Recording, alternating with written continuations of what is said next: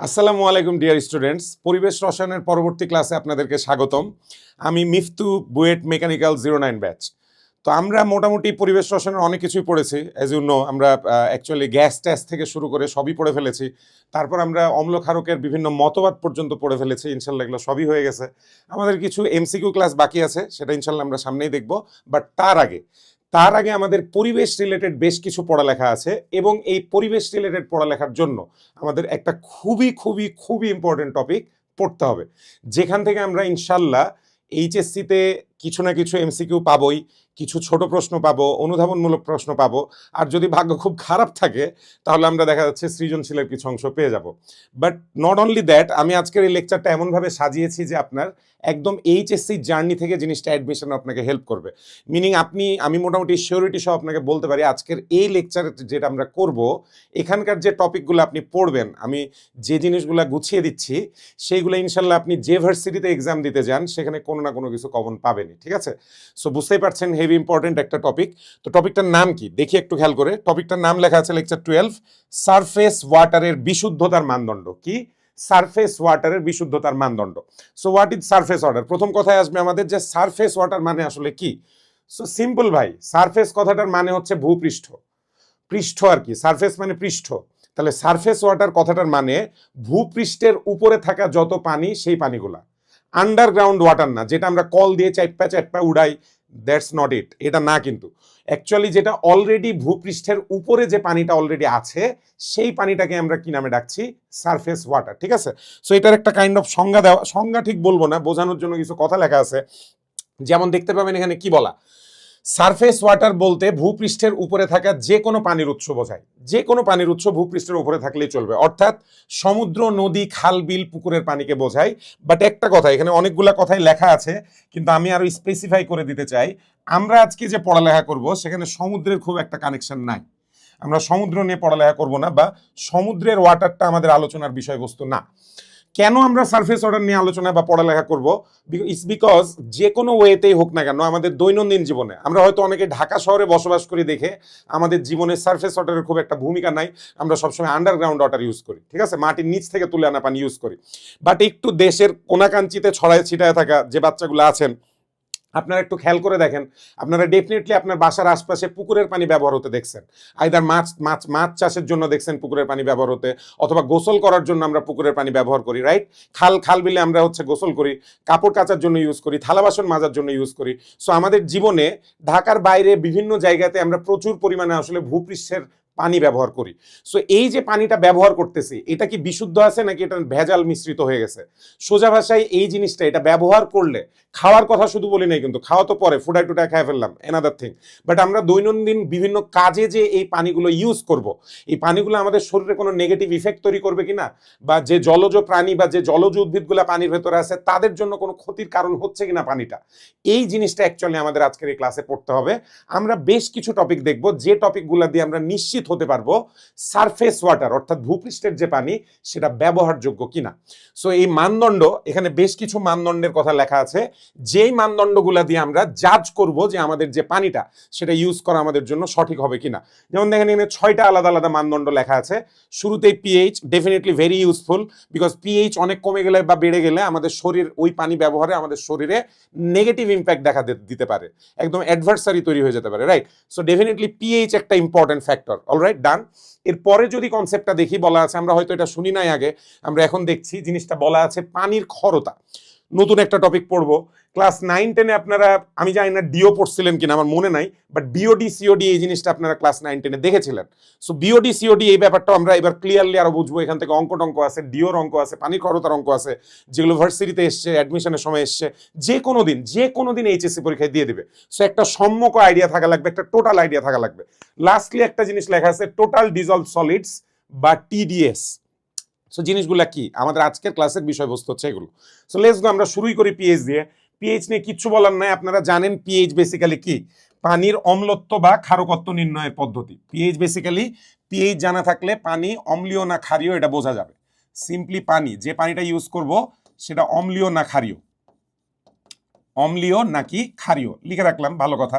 নাও pH এর ক্ষেত্রে কিচ্ছু কাম নাই ভাই, এমসিকিউ এর জন্য আমাদের মনে রাখা লাগবে WHO এর মতে, ওয়ার্ল্ড হেলথ অর্গানাইজেশন, আমরা সবাই জানি WHO এর ফুল মিনিং। এই WHO আমাদের জন্য একটা সীমা ঠিক করে দিয়েছে যে পানযোগ্য পানির পিএইচ সীমা, আমরা যে পানিটা খেতে পারবো, মানে ড্রিঙ্ক করতে পারবো, সরি পান করতে পারবো, বাঙালি হিসেবে খেতে পারা ভাই, পানি আমরা খাই, আমরা পান করি না, আমি পানি খাওয়াই বলবো, ডাজন্ট ম্যাটার। তা আমরা যে পানি খাইতে পারবো সেটার পিএইচটা ডেফিনেটলি কতর মধ্যে থাকা লাগবে, 6.5 থেকে 8.5 এর ভেতরে। স্লাইটলি অ্যাসিডিক হলে প্রবলেম নাই, হালকা একটু ক্ষারীয় বেশি হয়ে গেলেও প্রবলেম নাই, কিন্তু এটার বাইরে গেলে এটা আমাদের ইন্টারনাল অর্গান, স্টোমাক, থ্রোট মানে গলা, জিহ্বা, এগুলোর ক্ষতি করবে। দ্যাটস ওয়াই পানযোগ্য পানি 6.5 থেকে 8.5 এর মধ্যে থাকা লাগবে, রাইট? সেকেন্ড আর একটা বলছে যে জলজ প্রাণীর জন্য অনুকূল পিএইচ সীমা, মানে ধরেন আপনি পুকুর বানাচ্ছেন একটা, মানে আপনার ইচ্ছা হয়েছে যে বাংলার চিরকালীন একটা স্বপ্ন আপনি দেখেন যে বড় হইয়া আমি হচ্ছে পুকুরে মাছ চাষ করুম, উইডার আশপাশে হাঁস মাছ পালুম, এগুলা থাইকা বিশাল টাকা পয়সা ইনকাম করে ফেলাম, আশপাশে থাকবো হচ্ছে গিয়ে যে বিভিন্ন ধরনের জমি জমা, এগুলা জমি জিরাত দেখুন, জীবনে হেভি শান্তি। সো আপনার যে এই যে প্ল্যান, এই যে ধরেন আপনি ফার্মিং করবেন, which is very Nobel, definitely farming আমারও প্রচন্ড ইচ্ছা, প্রচুর পুরুষের এটা স্বপ্ন আর কি। তো এই যে ফার্মিং করতে গেলে আমরা যে জলজ প্রাণী ইউজ করব, লাইক মাছ, চিংড়ি মাছ থেকে শুরু করে আরো মেলা ধরনের জলজ প্রাণী, ওদের জন্য যে পুকুরের পানিটা ইউজ করতে হবে, সেই পুকুরের পানির পিএইচ সীমা কখনোই 7 থেকে 7.5 বাইরে যাবে না। মিনিং পুকুরের পানির যদি কোনো কারণে হালকা অম্লীয় হয়ে যায়, ঠিক আছে, খালের পানি, নদীর পানি যদি হালকা অম্লীয় হয়ে যায়, ওখানকার জলজ উদ্ভিদগুলা মারা পড়ার চান্স থাকে। সো এই দুইটা ভ্যালু বেসিক্যালি মুখস্থ রাখা লাগবে, এখানে বোঝার কিচ্ছু নাই, কিছুই নাই, ডিরেক্ট মুখস্থ। পানযোগ্য পানির পিএইচ সীমা 6.5 থেকে 8.5, জলজ প্রাণীর জন্য অনুকূল পিএইচ সীমা 7 থেকে 7.5, ডান, এটা নিয়ে কোনো কথা নাই। আমরা চলে যাই পিএইচ এর পরের টপিকটাই, হুইচ ইজ ভেরি ইম্পর্টেন্ট, এবং এটা বোঝাটা খুব ইম্পর্টেন্ট, দ্যাট ইজ পানির ক্ষরতা। টপিকটাকে ইংলিশে কি বলছে দেখেন, ইন্টারেস্টিং নেম। পানির ক্ষরতার ইংলিশ হচ্ছে hardness of water. Hardness of water, come on, hardness মানে কি? কাঠিন্য, পানির কাঠিন্য। আরে ভাই পানি তো একটা তরল জিনিস, এটা আবার কাঠিন্য কেন বলছে? আই ডোন্ট নো কেন এক্স্যাক্টলি হার্ডনেস বলে। ইনফ্যাক্ট খর পানি, যে পানিতে ক্ষরতা বিদ্যমান সেই পানিকে বলে খর পানি। খর পানির ইংলিশ হচ্ছে hard water. So heavy interesting একটা ইংলিশ যে খর পানির ইংলিশ হার্ড ওয়াটার, শক্ত পানি। শক্ত কেন বলে? বিকজ এটাতে মেটালের আয়ন দ্রবীভূত থাকে, তাই মেটালিক আয়ন মানে ধাতব পদার্থের আয়ন, ওই সেন্সে আই গেস শক্ত পানি বা হার্ড ওয়াটার বলে। নাও কি বলা হচ্ছে সংজ্ঞাটা একটু আমরা পড়ে দেখি। বলা হচ্ছে পানিতে যদি ক্যালসিয়াম 2+, ম্যাগনেসিয়াম 2+, Fe2+ প্রভৃতি দ্বিধনাত্মক আয়নের লবণ দ্রবীভূত থাকে, এই 3 টাইপ শুধু না, এটা হচ্ছে বাইরেও হতে পারে, কিন্তু আপনার বাইরে আর মনে রাখার কোনো দরকার নাই, এই 3 টাইপের আয়ন মনে রাখতে হবে, Ca2+, Mg2+ আর Fe2+ ইত্যাদি দ্বিধনাত্মক আয়ন, স্পেসিফিক্যালি 2+ যাদের মধ্যে চার্জ আছে, এরকম দ্বিধনাত্মক আয়নের যে লবণ, এগুলো যখন পানিতে দ্রবীভূত থাকে তখন আপনি আবিষ্কার করবেন ওই পানিতে আপনি প্রচুর সাবান ইউজ করলেও সাবান অপচয় হয় প্রচুর, মিনিং সাবানে ফেনা তৈরি হবে না। ডিটারজেন্ট ইউজ করলে ওই পানিতে ডিটারজেন্ট সহজে কাজ করবে না। এই যে এই জাতীয় পানি, যে পানিগুলোতে এই আয়নগুলো দ্রবীভূত থাকলে ফেনা সৃষ্টিতে সমস্যা হয়, এই টাইপের পানিকে আমরা বলি হচ্ছে খর পানি। আর সেকেন্ডলি পানির এই বিশেষ ধর্ম, কি বিশেষ ধর্ম? ও যে এই যে সাবানকে কাজ করতে দিচ্ছে না পানিটা, বা ডিটারজেন্টকে আটকাচ্ছে যে না তুই থাম, তোর আমি কাজ করতে দিয়াম না, এই যে এই টাইপের যে বৈশিষ্ট্য, এই বৈশিষ্ট্যটাকে আমরা বলি পানির ক্ষরতা বা হার্ডনেস অফ ওয়াটার। নিয়মিত পরীক্ষায় আসে কিন্তু পানির ক্ষরতা কাকে বলে। তাহলে Ca2+, Mg2+, Fe2+ ইত্যাদি জাতীয় যে দ্বিধনাত্মক আয়ন আছে, তাদের লবণ যখন পানিতে দ্রবীভূত থাকে তখন ওই পানিটা প্রচুর পরিমাণে সাবান বা ডিটারজেন্টের অপচয় হয়, ফেনা সহজে তৈরি হয় না। এই টাইপের পানিগুলোকে আমরা বলবো হচ্ছে খর পানি, এবং পানির এই বিশেষ ধর্মকে পানির ক্ষরতা বলবো। একটু খেয়াল করে দেখবেন, যারা গ্রামে, স্পেশালি আমার কোন স্টুডেন্ট যদি গ্রামে বসবাস করে পুকুরের পানিতে গোসল করেন, শাওয়ার নেন পুকুরের পানিতে, আপনি 2-3টা আলাদা আলাদা পানিতে গোসল করবেন, 2-3টা আলাদা আলাদা পুকুরের পানিতে গোসল করবেন বা কাপড় কাচবেন, দেখতে পাবেন কোনো না কোনো পুকুরের পানিতে কাপড় কাচতে সমস্যার সৃষ্টি হচ্ছে। কাপড় কাচ থেকে অনেক অনেক ডলা লাগতেছে সাবান, কিন্তু ফেনা হইতেছে না সহজে। আপনি নিশ্চিত থাকবেন ওই পানিতে ক্ষরতা বৃদ্ধি পেয়েছে, ওই পানির হার্ডনেস বৃদ্ধি পেয়ে গেছে, ঠিক আছে? সো তাহলে পানিটাকে বলবো খর পানি, আর এই যে ধর্মটা, বিশেষ ধর্ম, এটাকে আমরা বলছি ক্ষরতা। সো এখানে প্রথম প্রশ্ন জাগবে, কি এমন ঘটে, পানির মধ্যে কি এমন ব্যাপার আছে যে ব্যাপারের কারণে এই পানির মানে বেসিক্যালি এখানে সাবান বা ডিটারজেন্ট ব্যবহারে প্রবলেমের সৃষ্টি হচ্ছে। সো দেখি কি লেখা। বলা হচ্ছে দেখেন, খর পানির দ্বিধনাত্মক আয়ন সাবানের জৈব অ্যানায়নের সাথে যুক্ত হয়ে অদ্রবণীয় ভাসমান পদার্থ তৈরি করে। সোজা ভাষায় আমরা সাবান চিনি, আমি যদি এখানে বিক্রিয়া আকারে জিনিসটা লিখি দেখতে পাবেন, আপনারা সাবানের সংকেত পড়ে এসছেন ফার্স্ট পেপার 5 নাম্বার চ্যাপ্টারে, কি বলে যে কর্মমুখী রসায়নে, C17H35 COO, এটা হচ্ছে সাবানের সংকেত, সোডিয়াম স্টিয়ারেট। এটা পানিতে যখন দ্রবীভূত হয় তখন সে ক্যাটায়ন অ্যানায়নে বিভক্ত হয়। আমি যদি ক্যাটায়ন অ্যানায়নের চার্জগুলো দেখাই, এই যে COO- পর্যন্ত অ্যানায়ন, পুরো অংশটা অ্যানায়ন, বাকি পার্টটা হচ্ছে ক্যাটায়ন, Na+টা হচ্ছে ক্যাটায়ন। পানিতে যখন আমরা এটাকে মেশাবো, পানিতে এই দুইটা ক্যাটায়ন অ্যানায়ন আলাদা হয়ে যাবে, সাবান থেকে ক্যাটায়ন অ্যানায়ন আলাদা হয়ে যাবে। এই যে বামের যে অংশটা জৈব অ্যানায়ন, আপনারা একটু মনে করে দেখেন, চ্যাপ্টার 5-এ আপনি পড়েছেন যে তৈল বা চর্বি জাতীয় জিনিসকে এই অ্যানায়নের এই পার্ট, জৈব পার্টটা হচ্ছে দ্রবীভূত করে দূর করে। সো এই যে এই পার্টটা, এটা কিন্তু বেসিক্যালি ফেনা তৈরিতে সাহায্য করে। এই ফেনাটা গিয়েই তৈল জাতীয় পদার্থকে পরিষ্কার করে। প্রবলেম হচ্ছে পানিতে যদি ক্ষরতা থাকে, বিক্রিয়াটা দেখেন, আমি বিক্রিয়াটা দেখাই দিচ্ছি আপনাদেরকে। পানিতে ক্ষরতা আছে, মানে ধরেন ক্যালসিয়াম 2+ টাইপের কোনো আয়ন দ্রবণের মধ্যে আছে, ক্যালসিয়াম 2+ বা ম্যাগনেসিয়াম 2+, কিছু একটা আয়ন পানিতে আছে। তখন যেটা হবে, এই পানির ক্যালসিয়াম 2+টা এখান থেকে সোডিয়ামকে রিপ্লেস করবে, দিয়ে একটা লবণ তৈরি করবে, ক্যালসিয়াম স্টিয়ারেট, ক্যালসিয়াম স্টিয়ারেটের লবণ, ঠিক আছে? এই যে এরকম দেখেন C17H35COO2, পাশে থাকলে হচ্ছে Ca, অলরাইট। পাশে হচ্ছে আমি সলিড লিখে দিব, বিকজ এই যে জিনিসটা আগে যে অ্যানায়নটা, খেয়াল করেন আগে অ্যাকুয়াস লেখা ছিল, মানে ওইটা পানির মধ্যে দ্রবীভূত ছিল। ও বেটাই বেসিক্যালি কি তৈরির জন্য দায়ী? ফেনা তৈরির জন্য একটা বড় দায়ী ব্যাপার। তো ও ফেনা তৈরি করার বদলে ক্যালসিয়াম 2+-এর সাথে জোড়া লেগে ও অধক্ষেপে পরিণত হচ্ছে। অ্যাকচুয়ালি অধক্ষেপ না, ভাসমান পদার্থে পরিণত হয়। পানিতে অদ্রবণীয় ভাসমান পদার্থ তৈরি করে। সোজা ভাষায় অ্যানায়নটা নষ্ট হয়ে যাচ্ছে। অ্যানায়নটার যে ফেনা তৈরি করে ময়লা দূর করার কথা, সে নষ্ট হয়ে যাইতেছে, আর তার থেকে Na+ আলাদা হয়ে যাচ্ছে, ঠিক আছে? এই যে এটাই ভাসমান অদ্রবণীয় পদার্থ, আমরা এটাকে চিহ্নিত করি এই যে ক্যালসিয়াম স্টিয়ারেট, যেটার উচ্চারণ আমি করলাম ক্যালসিয়াম স্টিয়ারেট, এটাই হচ্ছে অদ্রবণীয়। অদ্রবণীয় স্কাম বলে, ইংলিশে জিনিসটাকে স্কাম বলে। স্কামের অনেক মিনিং আছে। স্কাম মানে বদখত কোনো একটা জিনিস, স্কাম মানে বদমাইশ। মানুষের ক্ষেত্রে যখন আমরা স্কাম ওয়ার্ডটা ইউজ করি তখন বদমাইশ একটা লোক, ওই টাইপের আর কি। অদ্রবণীয় স্কাম, এক্ষেত্রে পদার্থের ক্ষেত্রে স্কাম ইউজ করার মানে পেইনফুল একটা জিনিস, যেটা আমাদের সাবানকে নষ্ট করে দিচ্ছে। সো যদি পরীক্ষায় আসি, ইনফ্যাক্ট একবার মনে হয় ইতে আসছিল, অনুধাবনে এসেছিল যে খড় পানিতে সাবান ব্যবহার করলে অপচয় কেন বেশি ঘটে। সিম্পলি আগে খরতার সংজ্ঞা দিয়ে দিবেন, খরতার সংজ্ঞা দিবেন, তারপর এখানে যা লেখা যে খড়পানির দ্বিধনাত্মক আয়ন সাবানের জৈব অ্যানায়নের সাথে যুক্ত হয়ে অদ্রবণীয় ভাসমান পদার্থ তৈরি করে, ফলে অ্যানায়নের অপচয় ঘটে, অর্থাৎ সাবান ফেনা তৈরিতে অক্ষম হয়ে পড়ে। এ কারণে প্রচুর পরিমাণ সাবান বা ডিটারজেন্টের ব্যবহার হয় বলে এদের অপচয় ঘটে। দিয়ে আপনি বিক্রিয়াটা লিখে দিবেন, ডান, 2 মার্কস ডান, ঠিক আছে? সো কি কারণে খড়পানিতে আমাদের সহজে ফেনা তৈরি হলো না, আমরা সেটা দেখে ফেলেছি। Let's go for another bit, আমরা পরের দিতে যাই। পানির ক্ষরতাকে আমরা ক্লাসিফাই করি, আসেন আমরা লিখি এভাবে, আমরা এভাবে লিখি, পানির ক্ষরতা দুই ধরনের। পানির ক্ষরতা দুই ধরনের। আমরা পুরো ক্ষরতা ব্যাপারটাকে দুইটা টাইপে ভাগ করতে পারবো। আসেন আমরা টাইপগুলো আলাদা আলাদা করে পড়ি, পরীক্ষায় আসবে প্রচুর, এমসিকিউ এর জন্য হেভিলি ইম্পর্টেন্ট। যথা 1 নাম্বার টাইপটাকে আমরা বলি অস্থায়ী ক্ষরতা, টেম্পোরারি হার্ডনেস। অস্থায়ী ক্ষরতা সংজ্ঞা দিয়ে চিহ্নিত করি, একদম সুন্দর করে সংজ্ঞা টঙ্গা পড়বো, এমসিকিউ আসতে পারে, জ্ঞানমূলক প্রশ্ন আসতে পারে, অনেক কিছু আসতে পারে। ইনফ্যাক্ট অনুধাবনে এটা বানায় অনুধাবন আসতে পারে। তো কি লিখবো? অস্থায়ী ক্ষরতার সংজ্ঞা লিখবো, পানিতে দ্বিধনাত্মক আয়নের অ্যানায়ন হিসেবে, ক্যাটায়ন তো আছেই, দ্বিধনাত্মক ক্যাটায়নগুলো তো আছেই, তার সাথে অ্যানায়ন হিসেবে কি থাকছে এটার উপরে স্থায়ী অস্থায়ী ব্যাপারটা নির্ভর করে। তাহলে পানিতে দ্বিধনাত্মক আয়নের অ্যানায়ন হিসেবে বাইকার্বনেট আয়ন দ্রবীভূত থাকলে, বাইকার্বনেট আয়ন, সো বাইকার্বনেটের সংকেত কি? HCO3-। বাইকার্বনেট আয়ন দ্রবীভূত থাকলে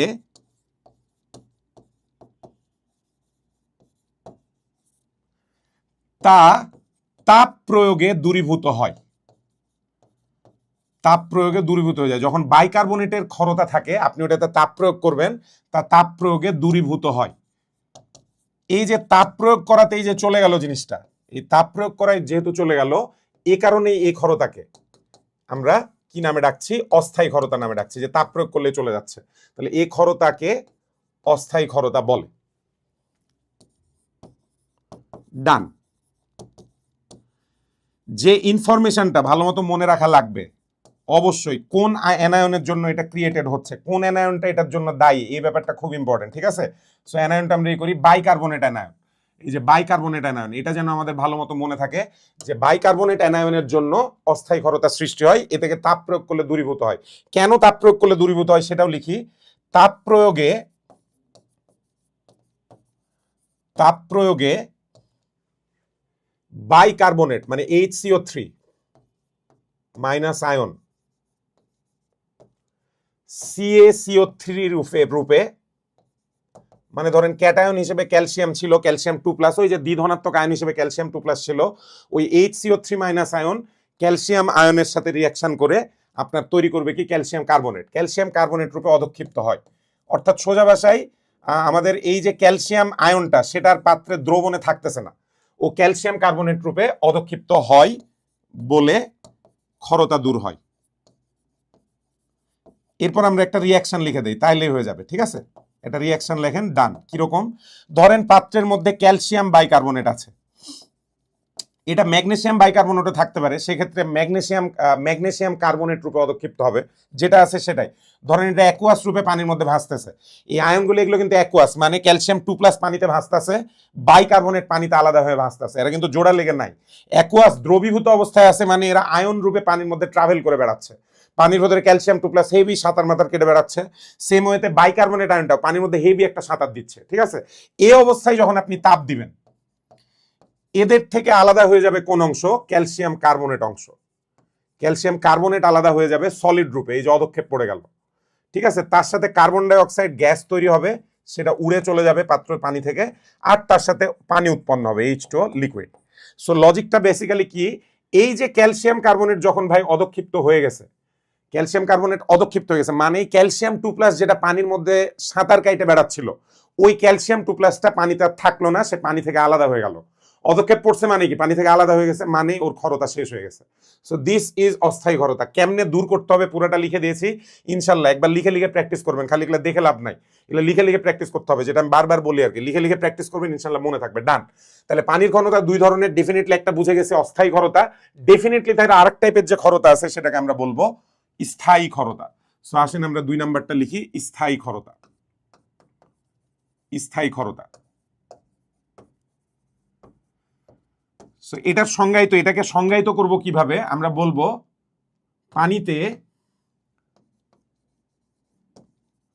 পানিতে দ্বিধনাত্মক আয়নের অ্যানায়ন রূপে সালফেট ও ক্লোরাইড আয়ন দ্রবীভূত থাকলে, সালফেট ও ক্লোরাইড আয়ন দ্রবীভূত থাকলে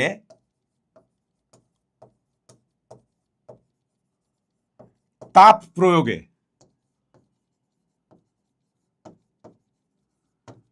ক্ষরতা দূর হয় না।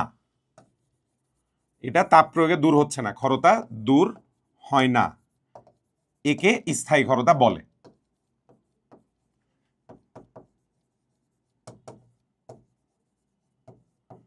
So that's it. I hope আপনারা ধরতে পারছেন জিনিসটা।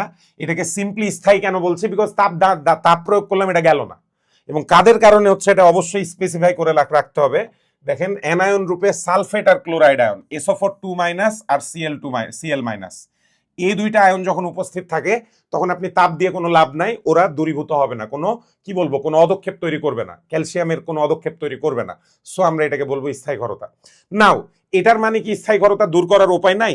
আছে ভাই। কিভাবে আমরা, এবং এই পদ্ধতি, এখন যে পদ্ধতিটা ইউজ করব, এই পদ্ধতিতে শুধু আপনার স্থায়ী ক্ষরতা না, একই সাথে অস্থায়ী ক্ষরতাও দূর হয়ে যাবে। নাও দেখেন আমরা এটা কি লিখি, আমরা এইভাবে লিখি যে আয়ন এক্সচেঞ্জ, পদ্ধতিটার নাম অবশ্যই সুন্দর করে লিখবেন, পরীক্ষায় MCQ এ প্রচুর আসতে পারে এগুলো, ঠিক আছে? আয়ন এক্সচেঞ্জ বা পারমুটিট পদ্ধতিতে, উচ্চারণটা বেসিক্যালি পারমিউটিট, বাংলায় বলে ফেলছে পারমুটিট, সো লিখবো আমি পারমুটিট, বাট উচ্চারণ করি পারমিউটিট। আয়ন এক্সচেঞ্জ বা পারমিউটিট পদ্ধতিতে পদক্ষেপ ফেলার মাধ্যমে স্থায়ী অস্থায়ী উভয় ক্ষরতা দূর করা হয়। স্থায়ী অস্থায়ী উভয় ক্ষরতা দূর করা হয়। এগুলোতে যে সময় লাগছে লিখতে আমার, এই সময় বসে থাকেন না, আমি কিন্তু এত বড় করে লিখি আপনাদের সুবিধার জন্য, যাতে আপনারাও লেখার সময় পান। প্লিজ, আপনারা অনলাইনে পড়ছেন, কিন্তু আপনি অনলাইনে পড়তে পড়তে যদি আপনি অফলাইনে সুবাস পেতে চান ভাই, সোজা ভাষায় রেজাল্ট যদি ভালো করতে চান, লেখা লাগবে আমার সাথে। আমি এটা অ্যাজ আ সিনিয়র টিচার, আমি অনেকদিন ধরে পড়াচ্ছি, আমি এটা আপনাদের কাছে দাবি জানাবো, যারা নিজেরা ভালো করতে চান নিজেকে, ভাই লিখতে হবে প্রচুর। প্লিজ এই অনুরোধটা আমার শোনেন, অনুরোধকে আমি বলবো আদেশ, আমার এই আদেশটা শোনেন। আমি যখন লিখবো বইসা থাকবেন না, বা এগুলোকে আপনি স্পিডি ওয়েতে পার করে যায় না। আমি যে বলছি বলার সাথে সাথে আপনারাও খাতায় লেখেন, একবার খাতায় লিখলে ভাই মনে থাকবে। প্লিজ, আপনারা সবাই ক্লাস করছেন পেইনস্টেকিংলি, অনেক কষ্ট করে ক্লাস করছেন, পড়ালেখা করছেন কষ্ট করে, এটা তো ফলাফল লাগবে, আমাদের ফলাফল লাগবে, পরীক্ষায় ভালো রেজাল্ট করা লাগবে। পরীক্ষায় ভালো রেজাল্ট করতে মাথায় মনে থাকা লাগবে ইনফরমেশন। মনে রাখার সবচেয়ে সোজা উপায় বারবার লেখা। সো আমি যখন বলতে বলতে লিখবো, প্লিজ আমার সাথে সবাই লেখার ট্রাই করবেন, সবাই প্লিজ, এটা সবার প্রতি অনুরোধ থাকলো। যাই হোক, আয়ন এক্সচেঞ্জ বা পারমিটেড পদ্ধতিতে অদক্ষেপ ফেলার মাধ্যমে স্থায়ী অস্থায়ী উভয় ক্ষরতা দূর করা যায়। স্থায়ী অস্থায়ী উভয় ক্ষরতা দূর করা যায়, ভালো কথা। এটা বিক্রিয়া আকারে যদি দেখাই, এই ঘটনাটা বিক্রিয়া আকারে যদি দেখাই, নাও RSO3, এখানে যে যে যৌগটা ইউজ করা হচ্ছে, এটা হচ্ছে একটা একটা একটা কি বলবো, একটা জৈব রেজিন বলে এটাকে, RSO3Na, না মধ্যাহ্নে ড্যাশ দেওয়া যাবে না, এটা আয়নিক যৌগ। বামের পাশটা হচ্ছে জৈব পার্ট, কিন্তু ডানের পাশটা পুরোপুরি আয়নিক, পুরোপুরি আয়নিক। এই যে এই জিনিসটা হচ্ছে নেগেটিভ চার্জ, এটা হচ্ছে পজিটিভ চার্জ। এটাকে পানিতে যোগ করলে এটা পানিতে দ্রবীভূত হয়ে যায়, অ্যাকুয়াস, প্লাস মাইনাস আলাদা হয়ে যায়। তখন গিয়ে সে কি করে, ধরেন ক্যালসিয়াম 2+ পানির ভিতরে আছে, অথবা Fe2+ পানির মধ্যে আছে, ঠিক আছে, এরা পানিতে ভাইসে বেড়াচ্ছে।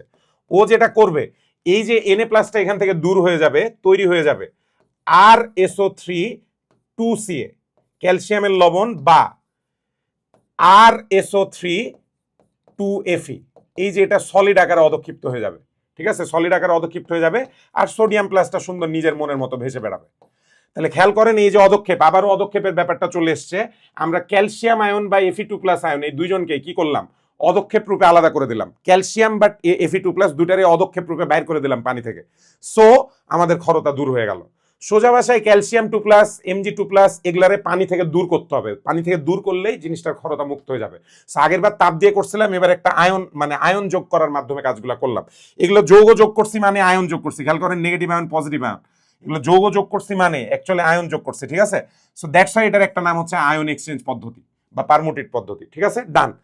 তো নাও, এখন মনে হইতে পারে আপনার এই কথাটা যে আচ্ছা, অস্থায়ী ক্ষরতা তাহলে ভালো, রাইট, বুঝবেন কথাটা আমার। আপনি এটা চিন্তা করতেই পারেন যে আচ্ছা, অস্থায়ী ক্ষরতার ক্ষেত্রে আমি তাপ দিলেই ক্ষরতা দূর হয়ে যাচ্ছে, তাহলে ডেফিনেটলি অস্থায়ী ক্ষরতা ভালো, এটা আমাদের মনে হইতে পারে, খুবই লজিক্যাল।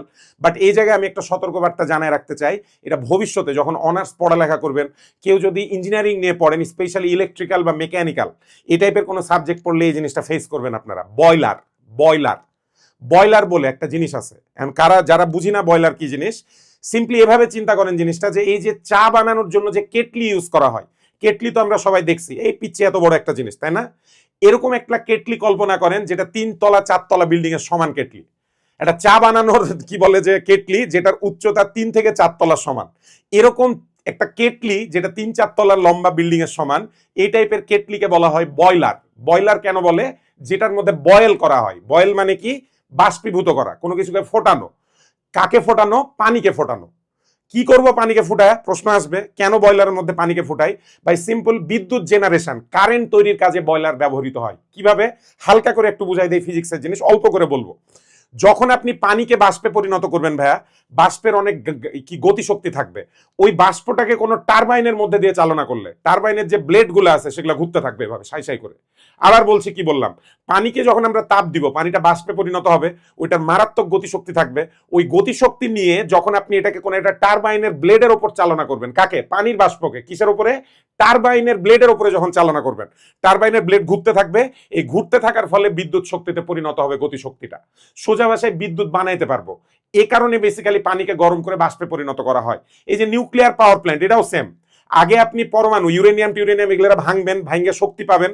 ওই শক্তিটা দিয়ে আপনি, ওই তাপ শক্তিটা দিয়ে পানিরে গরম কইরা বাষ্প বানাবেন।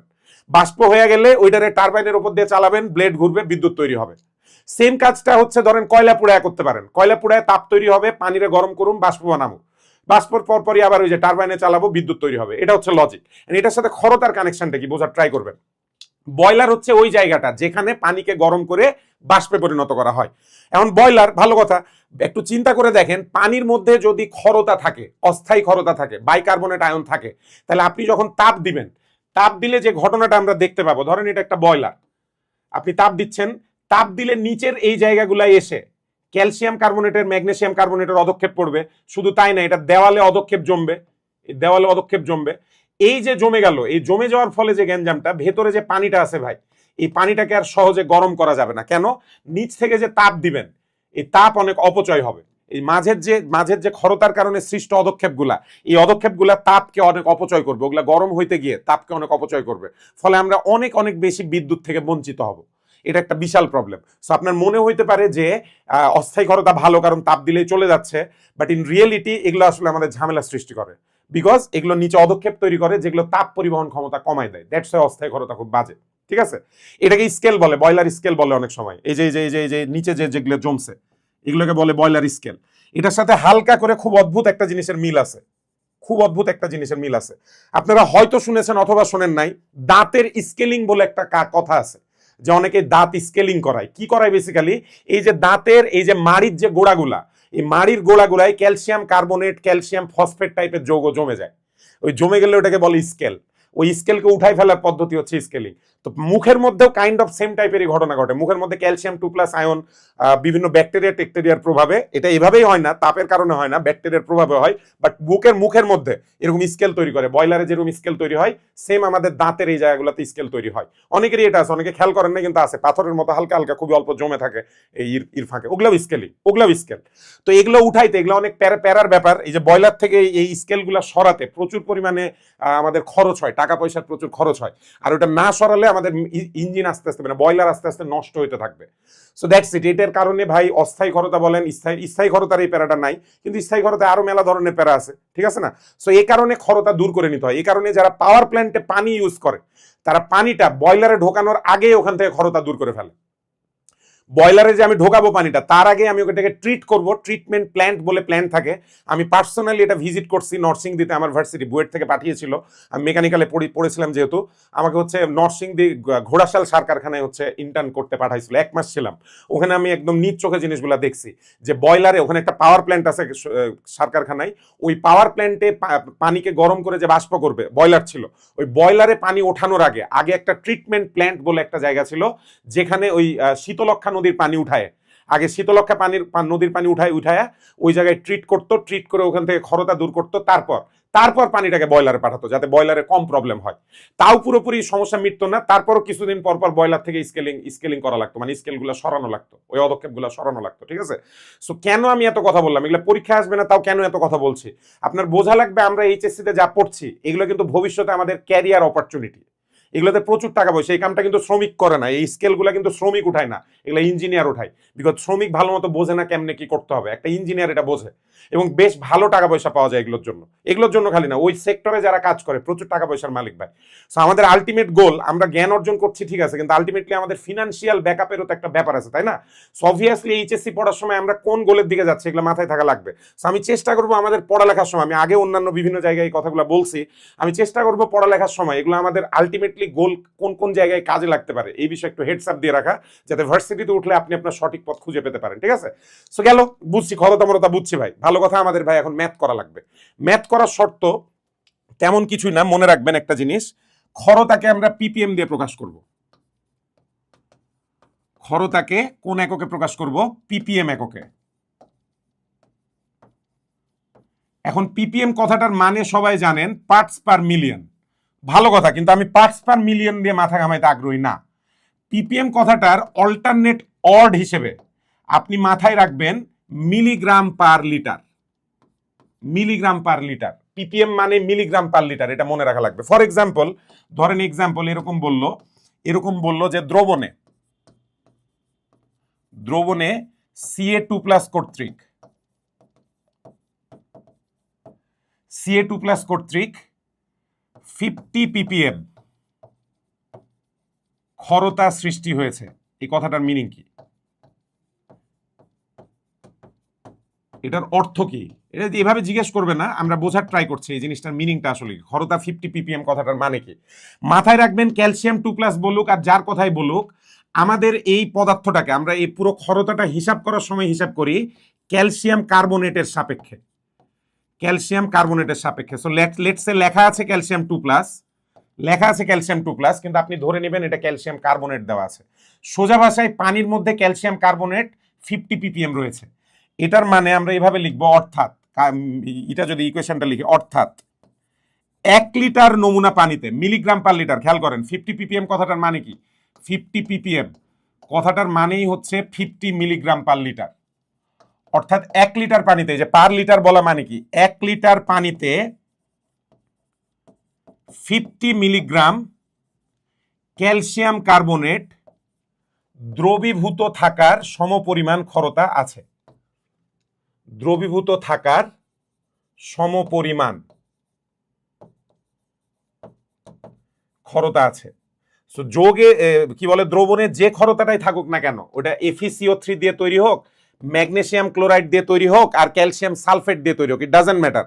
আমরা কম্পেয়ার করব ক্যালসিয়াম কার্বনেটের সাথে। খেয়াল করেন, আমি থাকার মতো লিখেছি, থাকার সমপরিমাণ। 50 মিলিগ্রাম ক্যালসিয়াম কার্বনেট থাকার সমপরিমাণ, মানে 50 মিলিগ্রাম ক্যালসিয়াম কার্বনেট থাকলে যে ক্ষরতাটা সৃষ্টি হতো দ্রবণে, সেই পরিমাণ ক্ষরতা বিদ্যমান। এটা দিয়ে বোঝানো হয়। সো এখান থেকে যে ইনফরমেশনটা আমরা পাচ্ছি, ইনফরমেশনটা হচ্ছে ক্ষরতাকে আমরা অলওয়েজ ক্ষরতাকে প্রকাশ করব, ক্ষরতাকে প্রকাশ করব ক্যালসিয়াম কার্বনেটের সাপেক্ষে। যে যৌগই দেওয়া হোক আমরা কনভার্ট করব ক্যালসিয়াম কার্বনেট দিয়ে। কেমনে কনভার্ট করব সেটা অঙ্কের মধ্যে দেখছি, আমি দেখাচ্ছি আপনাদেরকে। ক্ষরতাকে প্রকাশ করব ক্যালসিয়াম কার্বনেটের সাপেক্ষে। আমাকে ধরেন দেওয়া আছে iron sulphate, it doesn't matter, আপনার যে লজিকটা বোঝা লাগবে। ধরেন দেওয়া আছে আমাকে আয়রন সালফেট, পানির মধ্যে আয়রন সালফেট আছে, iron Fe2+, ferrous sulphate, Fe2+ আছে মানে ক্ষর পানি, আবার সালফেট আছে তাই স্থায়ী ক্ষরতা। সো আপনাকে যেটা বুঝতে হবে, পানিতে FeSO4 থাকতে পারে, কিন্তু আমরা কনভার্ট করব কিভাবে? 1 মোল FeSO4, 1 mole FeSO4 is equivalent to 1 mole calcium carbonate. সোজা ভাষায় পানিতে যদি 1 মোল FeSO4 থাকে, আমরা ইকুইভ্যালেন্ট সমতুল্য বলে দেব। কার সমতুল্য? 1 মোল ক্যালসিয়াম কার্বনেটের সমতুল্য। কিভাবে এটা সমতুল্য বুঝতে পারলাম? সিম্পলি আয়নের দিকে তাকাবেন। Fe2+ এর মধ্যেও ভাই 2টা চার্জ আছে, 2টা প্লাস। ক্যালসিয়াম 2+ এর মধ্যেও 2টা প্লাস আছে। এদের যাদের চার্জগুলো সমান, এসব হিসাব করার সময় আমি চার্জ দেখেই বলে দিতে পারবো। এটাকে অনেকেই তুল্য সংখ্যা দিয়ে প্রকাশ করে। আমাদের বইয়ে স্পেসিফিক্যালি তুল্য সংখ্যা কথাটা ইউজ করতে নিষেধ করছে। অনেক টিচারই এই অভ্যাস থেকে বের হইতে পারে না, তুল্য সংখ্যা ইউজ করার অভ্যাস থেকে। আমি বের হইতে চাই, কারণ আমাদের বইয়ে বোর্ড থেকে একদম নির্দেশনা দেওয়া আছে। হাজারিনাগের বইয়ে পরিমাণগত রসায়ন এটা লেখা আছে, আপনারা খুঁজে দেখবেন। বলে দেওয়া আছে, বোর্ড থেকে নিষেধ করা আছে তুল্য সংখ্যা কনসেপ্ট ইউজ না করতে। তুল্য সংখ্যা ইউজ করব না, আমরা তুলনা করব, আমরা তুলনা করব, নট তুল্য সংখ্যা। কেমনে তুলনাটা করতেছি?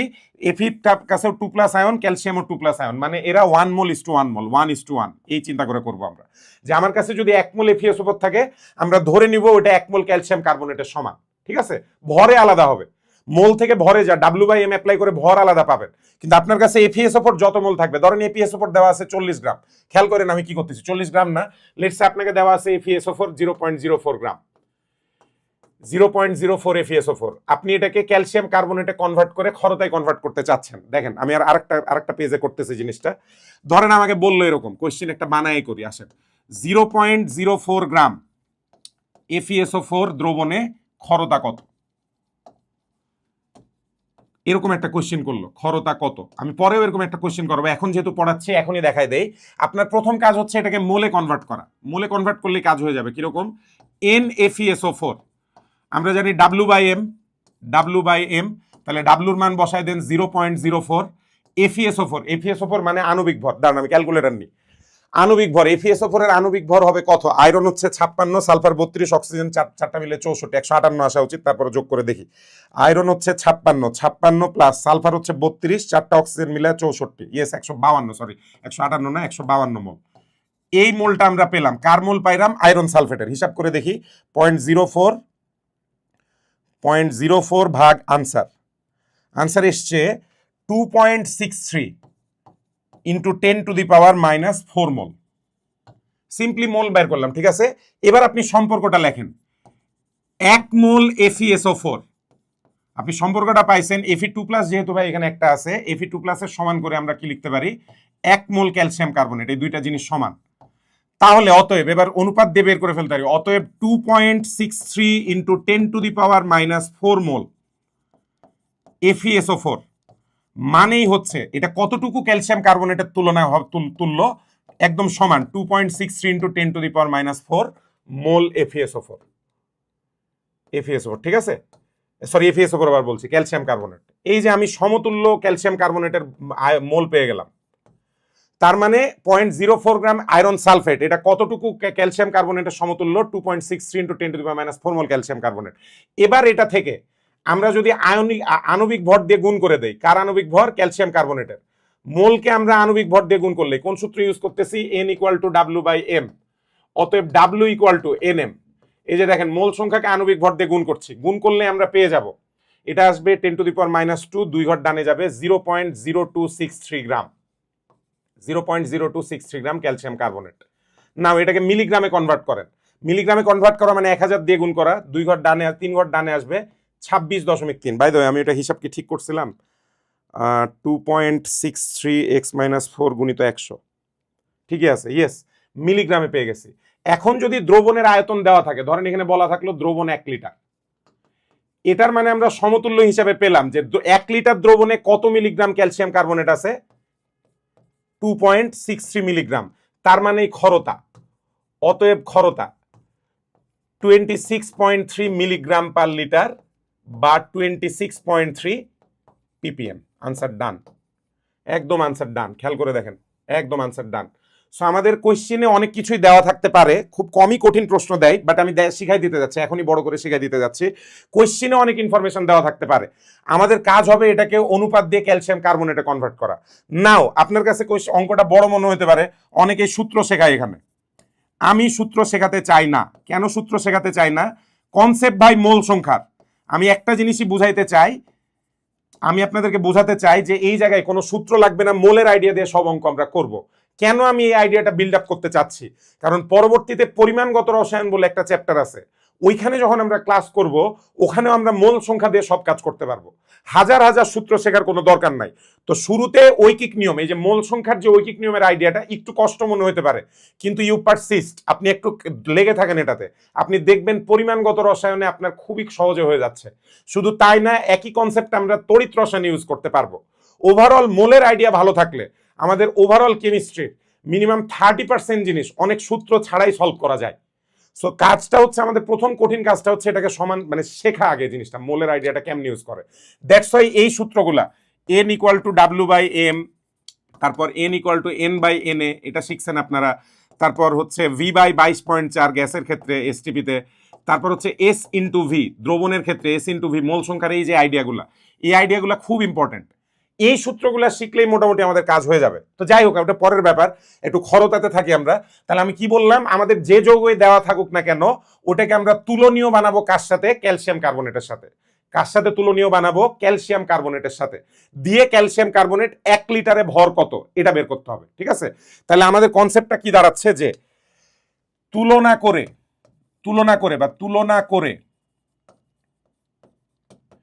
1 লিটার দ্রবণে CaCO3 এর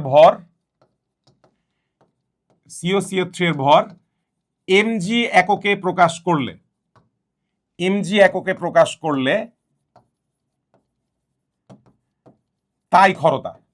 তো এই যে আইডিয়াটা পেলাম, আসেন আমরা এই আইডিয়াটা ইউজ করি, ঠিক আছে। এই যে এই আইডিয়াটা যে আমাদের যাই দেওয়া থাকুক আমরা ক্যালসিয়াম কার্বনেটে কনভার্ট করব, আসেন অঙ্ক করার ট্রাই করি।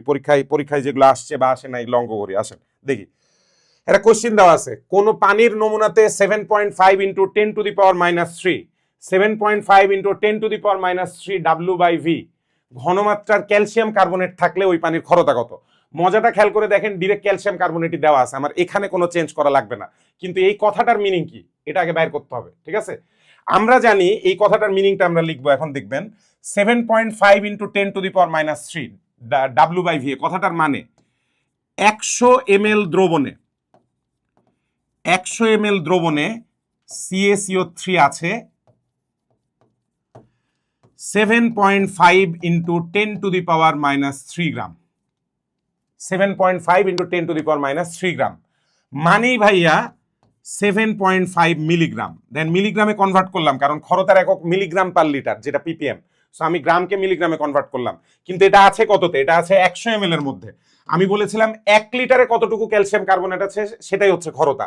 তাহলে সিম্পল, অতএব 1 ml এ কত আছে এটা লিখলাম না, অতএব 1 লিটার বা 1000 ml এ 1000 ml দ্রবণে ক্যালসিয়াম কার্বনেট থাকবে কত? 7.5 মিলিগ্রাম গুণিত 1000 ডিভাইডেড বাই 100। পাশে এটা মিলিগ্রাম এককে পেয়ে যাব। আনসার বের করলে দেখবেন কাটাকাটি করে থাকতেছে 75 মিলিগ্রাম।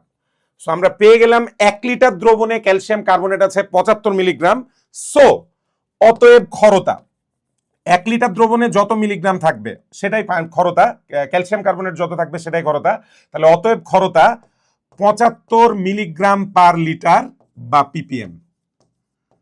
যাহা মিলিগ্রাম পার লিটার তাহাই পিপিএম। সো আপনি এটাকে ভাঙতে পারলে আপনার আনসার বেরিয়ে যাচ্ছে, কষ্টের কিছু নাই।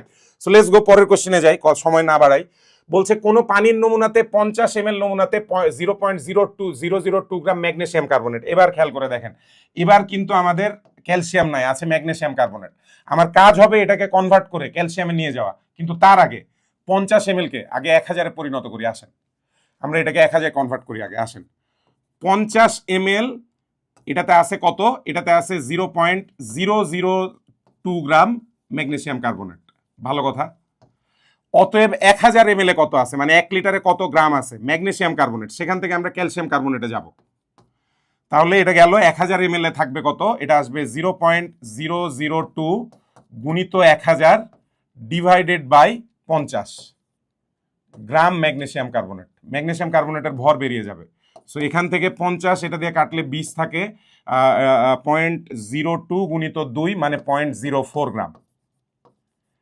0.04 গ্রাম ম্যাগনেসিয়াম কার্বনেট। আপনার কাজ হচ্ছে এটাকে মোলে কনভার্ট করা। মোল ছাড়া আপনি চেঞ্জ করতে পারবেন না, ম্যাগনেসিয়াম কার্বনেট থেকে ক্যালসিয়াম কার্বনেটে যাইতে পারবেন না, মোলের আইডিয়া। তাহলে আমরা জানি কোনো কিছুর মোল পাওয়ার উপায় কি, ওটা ডাব্লু রে আপনি ওটার আণবিক ভর 84 দিয়ে ভাগ করে দেন। ম্যাগনেসিয়াম কার্বনেটের আণবিক ভর 84, এটা এখন আমরা গ্রামের বদলে লিখে দিতে পারবো এত মোল ম্যাগনেসিয়াম কার্বনেট। ক্যালকুলেটারে বসায় ভ্যালুটা হিসাব করি আমরা। আসেন ভ্যালুটা তাহলে আসবে 0.04 ডিভাইডেড বাই 84। আনসার এসছে 4.76 ইন্টু 10⁻⁴ মোল ম্যাগনেসিয়াম কার্বনেট। ম্যাগনেসিয়াম কার্বনেট পেয়ে গেছি, তার মানে ক্যালসিয়াম কার্বনেটও পেয়ে যাব। কেন?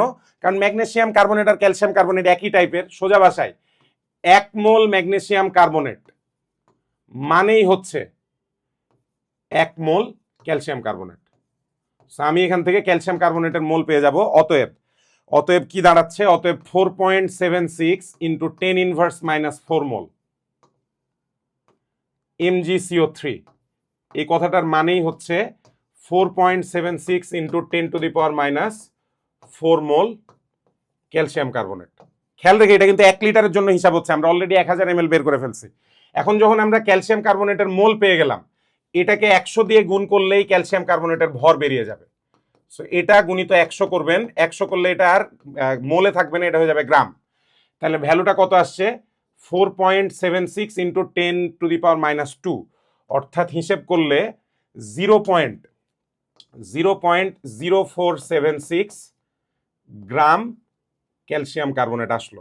আপনার কাজ হচ্ছে এটাকে মিলিগ্রামে কনভার্ট করা, মানে 1000 দিয়ে গুণ করা। 1000 দিয়ে গুণ করলে আসবে দেখবেন 47.6 মিলিগ্রাম ক্যালসিয়াম কার্বনেট। সো যাহা 50 ml 0.002 গ্রাম মানেই 1 লিটার দ্রবণে 47.6 মিলিগ্রাম ক্যালসিয়াম কার্বনেট। অতএব ক্ষরতা, তাহলে ক্ষরতাটা চলে আসছে 47.6 মিলিগ্রাম পার লিটার বা পিপিএম। আনসার। কোশ্চিনটার সূত্রে করলে হয়তো 2 লাইন কম হবে, কিন্তু আন্ডারস্ট্যান্ডিং সূত্র ভাই কত মনে রাখবেন। আমি বারবার সূত্র বেশি মনে রাখার ক্ষেত্রে নিরুৎসাহ কেন দেই, এটা আরেকদিন হয়তো আমি হিসাব দিয়েছিলাম। সিম্পল হিসাব ভাই, আপনি এখন এটা করতেছেন, একটা সূত্র শিখতেছেন, আপনি মনে খুশি হয়ে গেলেন যে আরে একটা সূত্র আরামসে মনে রাখতে পারবো। কিন্তু এই চ্যাপ্টারের সূত্র কত আছে? আপনার এক একটা চ্যাপ্টারই তো 20, 25, 30টা করে সূত্র আছে। আপনি নতুন নতুন সূত্র যত শিখবেন, আপনি 5টা চ্যাপ্টার চিন্তা করলে সূত্রের সংখ্যা দাঁড়াচ্ছে 100টা। 10টা চ্যাপ্টার চিন্তা করলে সূত্রের সংখ্যা দাঁড়াচ্ছে মোটামুটি 200টা 250টা কেমিস্ট্রিতেই, ঠিক আছে? কেমিস্ট্রি জুড়ে আপনি যদি সূত্র মুখস্থ করতে চান, আপনি এরকম অনেক সূত্র পাবেন, সব মিলে 300টা সূত্র হয়ে যেতে পারে। এই যে প্রত্যেকে টাইপ বেজে অনেকেই সূত্র পড়ায় আপনাদেরকে, এটাতে প্রবলেম যেটা হয়েছে, ফুল কেমিস্ট্রি জুড়ে দেখা যাচ্ছে 250-300টা সূত্র হয়ে যাচ্ছে। এবার এটার সাথে ফিজিক্সের সূত্র অ্যাড করেন, ম্যাথের সূত্র অ্যাড করেন, দেখবেন আপনার টোটাল সূত্রের সংখ্যা 1000-এর কাছাকাছি চলে গেছে। এত 1000টা সূত্র মাথায় নিয়ে পরীক্ষায় বসবো কেমনে? আমাদের তো খালি আমাদের এইচএসসি চিন্তা করলে হবে না, আমাদের তো অ্যাডমিশনও চিন্তা করা লাগবে। আমাদের অলওয়েজ এমন পদ্ধতি বের করতে হবে যেটাতে সূত্র কম মুখস্থ করা লাগে, যাতে আমরা মাথাটা একটু খালি রেখে মাথা খাটায় বের করতে পারি। তো ভালো করার উপায় কি? বারবার প্র্যাকটিস করা, এগুলো প্র্যাকটিস করবো। সো আসেন এবার একটা কি বলে বুয়েটে আসা কোশ্চেন, না এটা বুয়েটে আসে নাই, আচ্ছা এটা করি আসেন। বলছে FeCl2 এর ঘনমাত্রা 60 ppm, খুব দ্রুত কেমনে করি আসেন দেখি। 60 ppm কথাটার মানে কি? 60 ppm মানে 60 মিলিগ্রাম পার লিটার। অন্যভাবে বললে 1 লিটার দ্রবণ, 1 লিটার দ্রবণে কত আছে? 60 মিলিগ্রাম FeCl2। আমার কাজ হবে এই জিনিসটাকে মোলে কনভার্ট করা, তার মানে 60 × 10⁻³ গ্রাম FeCl2। ভালো কথা। এবার মোলে যদি চলে আসি, মোলে আসার জন্য 60 × 10⁻³ divided by iron chloride, ferrous ক্লোরাইডের ভর।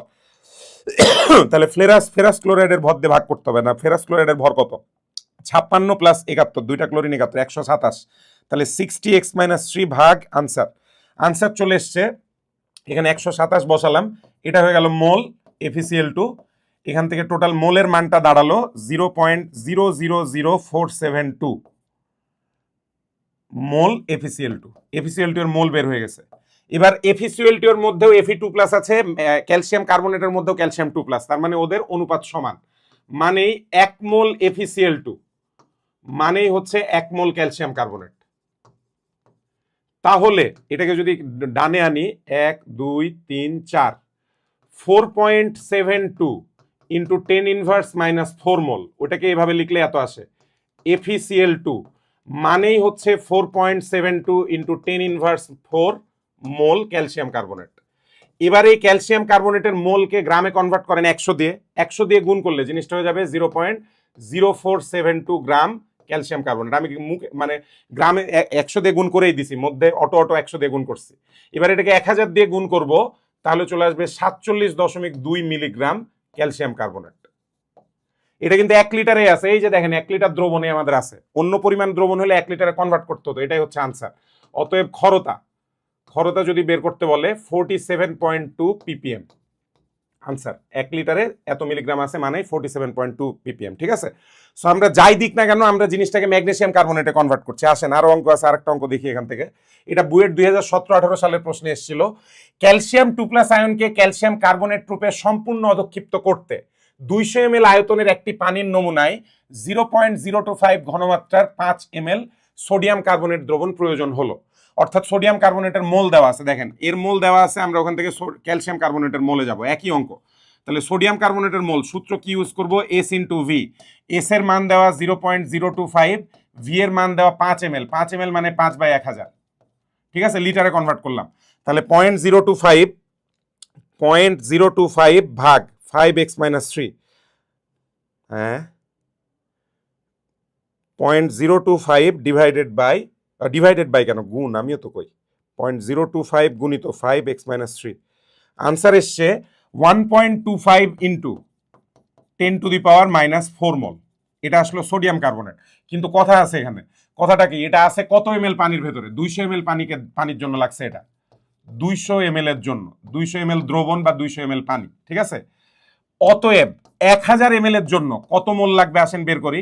1000 ml এর জন্য লাগবে 1.25 × 10⁻⁻4 গুণিত 1000, ঐকিক নিয়মে করছি, ডিভাইডেড বাই 200, অর্থাৎ 5 গুণ। এটাকে 5 দিয়ে গুণ করলে হবে, অর্থাৎ 5 একে 5, 5 25 125, 6.25 হওয়ার কথা, গুণিত 5, ইয়েস 6.25 × 10⁻⁻4 মোল। এটা কার পরিমাণ পেলাম? এটা সোডিয়াম কার্বনেটের মোল পেয়ে গেলাম। নাও এই সোডিয়াম কার্বনেট ব্যবহার করা হচ্ছে কার সাথে? ব্যবহার করা হচ্ছে ক্যালসিয়াম 2+ এর সাথে, ক্যালসিয়াম আয়ন, ক্যালসিয়াম 2+ আয়ন। তার মানে বিক্রিয়াটা বেসিক্যালি কি? Na2CO3 প্লাস ক্যালসিয়াম 2+, এখান থেকে উৎপন্ন হচ্ছে, খেয়াল করবেন এখান থেকে উৎপন্ন হচ্ছে কি? ক্যালসিয়াম কার্বনেট সলিড অধক্ষেপ পড়ে গেল প্লাস 2Na+, একদম অটো সমতা হয়ে আছে অলরেডি। অনুপাতটা খেয়াল করবেন, দেখবেন এখানেও আপনি 1:1 পাবেন, কারণ সোডিয়াম কার্বনেটেও দুইটা Na+ মিলে 2 চার্জ, দুইটা Na+, 2+ আছে, ক্যালসিয়ামেও 2+ আছে, দুজন মিলে সমান হবে। এটা 1 হলে এটা 1 হয়, এটা 1 হলে এটা 1 হয়। এই কথাটার মানে হচ্ছে এটা যদি 6.25 × 10⁻⁻⁴ মোল হয়, আমাদের এই ক্যালসিয়াম কার্বনেটের পরিমাণও কত হবে? 6.25 × 10⁻⁴ মোল। সো যেহেতু আমরা ক্যালসিয়াম কার্বনেটের মোল পেয়ে গেলাম, অতএব W of calcium carbonate is equal two 6.25 × 10⁻⁴ into 100, আণবিক ভর দিয়ে গুণ করে দিলাম। W ইকুয়াল টু Nm, এই সূত্র ব্যবহার করছি, এই সূত্র ব্যবহার করে Nm দিয়ে গুণ করে দিলাম। তখন প্রথমে আসবে হচ্ছে 0.0625 গ্রাম, এটার মানেই 62.5 মিলিগ্রাম। অর্থাৎ পানিটাই এই যে 1000 ml, খেয়াল করবেন আমি কিন্তু 1 লিটারের জন্যই বের করে ফেলেছি, এই যে 1 লিটারের জন্য আমরা হিসাব করে ফেলছি অলরেডি। তাহলে 1 লিটার দ্রবণে 62.5 মিলিগ্রাম ক্যালসিয়াম কার্বনেট ছিল। অতএব ক্ষরতা 62.5 মিলিগ্রাম পার লিটার বা ppm। Answer done. I hope বুঝতে পারছি জিনিসটা, ডান হয়ে গেছে। তাহলে মোটামুটি ক্ষরতার অনেকগুলো অঙ্কই করলাম আমরা, আমাদের কনসেপ্ট আশা করি ক্লিয়ার হয়েছে। একটু যদি কথার কারণে বুঝতে সমস্যা হইতে পারে, সেক্ষেত্রে আবার একটু দেখবেন, রিওয়াইন্ড করে একটু দেখে নেবেন, ইনশাল্লাহ বুঝবেন। 3-4টা অঙ্ক করলে এটা ক্লিয়ার হয়ে যাবে, একদম ভার্সিটি পর্যন্ত ক্লিয়ার, একদম অ্যাডমিশন পর্যন্ত ক্লিয়ার। অ্যাডমিশনের সেম আইডিয়া দিয়ে অঙ্ক করবেন, পাবেন। বুটেক্স মুটেক্স মেলা জায়গায় আসছে সব প্রবলেম। এনিহাউ, পরের রীতে চলে যায়, আমাদের পানির ক্ষরতা পুরোপুরি শেষ। নতুন আইডিয়ায় যাব আমরা, দেখি নতুন আইডিয়াটা কি। ও আচ্ছা, এমসিকিউ আছে কিছু, একদমই আরো বেশ কিছু এমসিকিউ আছে, এগুলাই মোস্ট ইম্পর্টেন্ট এমসিকিউ। এই টাইপের এমসিকিউ আছে, দেখেন কি বলা। কোনটি পানির অস্থায়ী ক্ষরতার জন্য দায়ী? কোনটি পানির অস্থায়ী ক্ষরতার জন্য দায়ী? আমরা জানি অস্থায়ী ক্ষরতার জন্য বাইকার্বনেট আয়ন দরকার।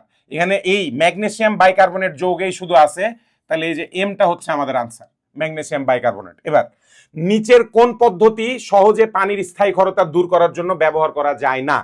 কোন পদ্ধতিতে আপনি স্থায়ী ক্ষরতা দূর করতে পারবেন না? স্ফুটন, ফুটায় আমরা পানিকে গরম করে আমরা স্থায়ী ক্ষরতা দূর করতে পারবো না। তার বদলে আমরা কি করতে পারবো? ওই যে আয়ন এক্সচেঞ্জ পদ্ধতি। আয়ন এক্সচেঞ্জ মানে কারো না কারো যোগ করতে হবে, কস্টিক সোডা যোগ করলাম, অথবা সোডিয়াম কার্বনেট সংযোজন করলাম, অথবা পাতন করলাম, যে কোনোটাই করা যাবে, খালি ফুটায় স্থায়ী ক্ষরতা দূর করা যাবে না। So that's it. এই টাইপেরই প্রশ্ন মেলাবার আসছে, পারলে কনসেপ্ট ভালো থাকলে আমরা সবই পারবো ইনশাল্লাহ, প্যারা নাই। সো চলে যাই, আমাদের ক্ষরতা শেষ, পরের টপিকে চলে যাই। পরের টপিকটা হচ্ছে ডিজলভড অক্সিজেন বা ডিও বা ডিজলভড অক্সিজেন। আমরা যদি এটার মিনিং লিখি, এটাকে বাংলায় বলে দ্রবীভূত অক্সিজেন।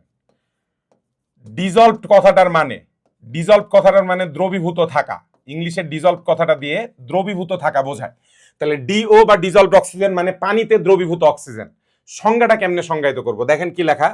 1 লিটার নমুনা পানিকে অক্সিজেন দ্বারা সম্পৃক্তকরণে, মানে আপনি পানির মধ্যে অক্সিজেন দিয়ে দিয়ে দ্রবণটাকে সম্পৃক্ত বানানোর চেষ্টা করতেছেন, ধরেন এটা কাল্পনিকভাবে ধরতে হবে। সম্পৃক্ত করার সময় ওই পানিতে যতটুকু অক্সিজেন দ্রবীভূত থাকবে, সম্পৃক্ত হয়ে গেছে এটা কিন্তু আমি দাবি করি নাই। ধরেন 10 মিলিগ্রাম পানির মধ্যে 10 মিলিগ্রাম অক্সিজেন থাকলে ওটা সম্পৃক্ত হবে। আপনি ম্যাক্সিমাম 8 মিলিগ্রাম পর্যন্ত অক্সিজেন আছে, তাহলে পানির মধ্যে যেটুকু দ্রবীভূত অক্সিজেন থাকবে সেটাকেই পানির ডিও বলবো। কি বললাম? 1 লিটার নমুনা পানি, এখানে আমরা সিলেক্ট করে দিব কতটুকু পানি। 1 লিটার নমুনা পানি, 1 লিটার নমুনা পানিকে অক্সিজেন দ্বারা সম্পৃক্ত করতে যাচ্ছি, কিন্তু আমরা দেখতে পাচ্ছি পানিতে যতটুকু অক্সিজেনের পরিমাণ দ্রবীভূত থাকবে, সেটাকে ওই পরিমাণটাকে আমরা ওই নমুনা পানির কি নামে ডাকবো? ডিও বা দ্রবীভূত অক্সিজেন নামে ডাকবো। নাও কি বলা আছে এখানে? ডিও সাধারণত পিপিএম বা মিলিগ্রাম পার লিটার এককে ইউজ করা হয়, আবারও পিপিএম বা মিলিগ্রাম পার লিটার, ঠিক আছে? ফর এক্সাম্পল, এখানে একটা এক্সাম্পল দেওয়া আছে ডিও কথাটা দেখি বোঝাচ্ছে। ধরেন লেখা আছে 15 ডিগ্রি সেন্টিগ্রেড তাপমাত্রায় কোন নমুনা পানির ডিও 10 ppm। এই কথাটার মানে কি? আপনি 10 ppm কে কনভার্ট করে লেখেন 10 milligram per litre, 10 milligram per litre. অর্থাৎ 1 লিটার দ্রবণ, এই যে একটু আগে অঙ্ক করে আসছে, এখন আরামসে পারবো। 1 লিটার দ্রবণে 10 মিলিগ্রাম অক্সিজেন আর দ্রবীভূত। 1 লিটার দ্রবণে 10 মিলিগ্রাম অক্সিজেন দ্রবীভূত থাকলে আমরা বলবো পানির ডিওর মান 10 ppm, ঠিক আছে? তাই লেখা। 15 ডিগ্রি সেন্টিগ্রেড তাপমাত্রায় কোনো নমুনা পানির ডিও 10 ppm কথাটির অর্থ হলো ওই নমুনা পানির 1 লিটার আয়তনে মোট 10 মিলিগ্রাম অক্সিজেন দ্রবীভূত আছে, ঠিক আছে? খুবই সিম্পল সংজ্ঞা, মানে এটার ব্যবহার। নাও নিচে লেখা WHO মতে ব্যবহারযোগ্য পানিতে ডিওর সর্বনিম্ন মান 5 থেকে 6 ppm হতে হয়। এটার চেয়ে কমতে পারবে না। 5 থেকে 6 ppm এর নিচে যদি চলে যায় অক্সিজেনের মান, মানে কি? 5 থেকে 6 ppm মানে কি? 1 লিটারে আছে কত মিলিগ্রাম? 5 মিলিগ্রাম বা 6 মিলিগ্রাম অক্সিজেন। এটার চেয়ে যদি পানিতে অক্সিজেন কমে যায় তখন পানিতে বসবাসকারী যে যে জলজ উদ্ভিদ বা জলজ প্রাণীগুলো আছে তারা অক্সিজেনের অভাবে মারা যাওয়ার চান্স থাকে। শুধু তাই না, দূষণ বেড়ে যায়, একটা পুকুরের দূষণ বেড়ে যেতে পারে এই ঘটনাটা ঘটলে। দ্যাটস ওয়াই পুকুরের পানিতে ডিও নিয়মিত মেপে দেখতে হবে আপনার পুকুরের পানির ডিও কত। 1 লিটার পানি তুলে ওটা মাপার কোনো ব্যবস্থা থাকা লাগবে, ঠিক আছে? সো খেয়াল রাখতে হবে সর্বনিম্ন মান 5 থেকে 6 ppm, অর্থাৎ 1 লিটারে অক্সিজেনের পরিমাণ যেন 5 মিলিগ্রাম বা 6 মিলিগ্রামের নিচে না নামে। নামলেই বিপদ, এই কামটা করা যাবে না। কি বলছি বোঝা গেছে আশা করি, ঠিক আছে? এখন আমি যে বললাম, ধরেন আপনি পুকুর বানাইতে যাচ্ছেন, পুকুর খুঁড়ে মাছ চাষ করতে যাচ্ছেন, এখন আপনার ডিও আপনার মাপা লাগবে। আপনি ডিওটা কেমনে মাপবেন? আধুনিক কালে ডিও মাপার অনেক ডিজিটাল যন্ত্র বের হয়ে গেছে, কিন্তু আমরা এটা ল্যাবেও এটা বানাইতে পারি, মানে ল্যাবেও এটা আমরা পরীক্ষা করতে পারি পানিতে ডিও কেমন। এটার কিছু অঙ্ক আছে, সো আমি এখন আপনাদেরকে শেখাবো উইংক্লার আয়োডোমিতিক পদ্ধতি। এটার নামটা ভালো মতো মনে রাখবেন, উইংক্লার আয়োডোমিতিক পদ্ধতি। উইংক্লার আয়োডোমিতিক পদ্ধতি এমসিকিউতে আসবে। নিচের কোন পদ্ধতি দ্বারা পানির ডিও পরিমাপ করা যায়? উইংক্লার আয়োডোমিতিক পদ্ধতি। সো আয়োডোমিতিক কথাটার মানে কি? এইটা বেসিক্যালি আমরা পরিমাণগত রসায়নে গিয়ে পড়বো। What is আয়োডোমিতি? সিম্পলি আইডিয়াটা আমি আপনাদের সামনে আলোচনা করছি। এই যে খেয়াল করেন, এই যে এখানে O2 লেখা আছে, এই যে এখানে O2 লেখা আছে, দেখেন এটা পানির মধ্যে অক্সিজেন যেটা সেটা দ্রবীভূত হয়ে আছে। আমরা পানির মধ্যে ম্যাঙ্গানিজ আয়ন যোগ করব আর ক্ষার যোগ করব। ক্ষার যোগ করলে এরা বিক্রিয়া করে MnOOH2 এরকম একটা যৌগ তৈরি করবে। এবার ওই MnOOH2 এর সাথে আমরা আয়োডাইড আয়ন যোগ করব অ্যাসিডিক মাধ্যমে, H+ এর মাধ্যমে, তখন আয়োডিন তৈরি হবে। এই আয়োডিনটা আবার বিক্রিয়া করবে কার সাথে? সোডিয়াম থায়োসালফেট বা থায়োসালফেট আয়নের সাথে। আপনি বুঝতেছেন না এগুলা করে লাভটা কি? লাভটা হচ্ছে আপনার যদি এইটার মোল জানা থাকে, এইটার মোল সোডিয়াম থায়োসালফেটের মোল জানা থাকলে, সোডিয়াম থায়োসালফেটের মোল জানা থাকলে আপনি এখান থেকে কার মোল বাইর করতে পারবেন। দেখেন এটা 4 মোল হলে আয়োডিন হয় 2 মোল, ভালো কথা। আবার আয়োডিন যখন 2 মোল হয় তখন MnOOH2 hydrated manganese oxide, hydroxide, এটার পরিমাণ হয় 2 মোল। আবার এটা যখন 2 মোল হয় অক্সিজেন হয়ে যায় 1 মোল। মিনিং আমার যদি সোডিয়াম থায়োসালফেটের মোলটা জানা থাকে আমরা ওখান থেকে অক্সিজেনের মোল পেয়ে যাব। সম্পর্কটা কি দাঁড়াচ্ছে আসেন দেখি, এখান থেকে লেখা ট্রাই করি। এটা 4 হলে এটা 2 হয়, এটা 2 হলে এটা 2 হয়, আবার এটা 2 হলে এটা 1 হয়। তাহলে আমরা যদি সম্পর্কটা লেখার ট্রাই করি যে 4 মোল সোডিয়াম থায়োসালফেট যদি আমাদের ব্যবহার করা লাগে, এই কারণে আমি মোলের আইডিয়া ভালো মতো পড়তে বলি। এগুলা ভাই কোনোভাবে সূত্র দিয়ে পারবেন না মনে রাখতে। মোলের আইডিয়া থেকে জিনিসটা করা যাবে। কি 4 মোল সোডিয়াম থায়োসালফেট মানেই 2 মোল আয়োডিন। এটা কিভাবে বিক্রিয়াগুলো লেখা হয়েছে এটা পরিমাণগত রসায়নে শিখবো, টেনশন নিয়েন না, আপনারা বিক্রিয়া দেখে ঘাবড়ায়েন না। এই সেম জিনিসটা আমরা দেখবো পরিমাণগত রসায়নে 3 নম্বর চ্যাপ্টারে আয়োডোমিতি, আয়োডিমিতি বলে ব্যাপার স্যাপার আছে, ঠিক আছে? ওখানে গিয়ে দেখবো।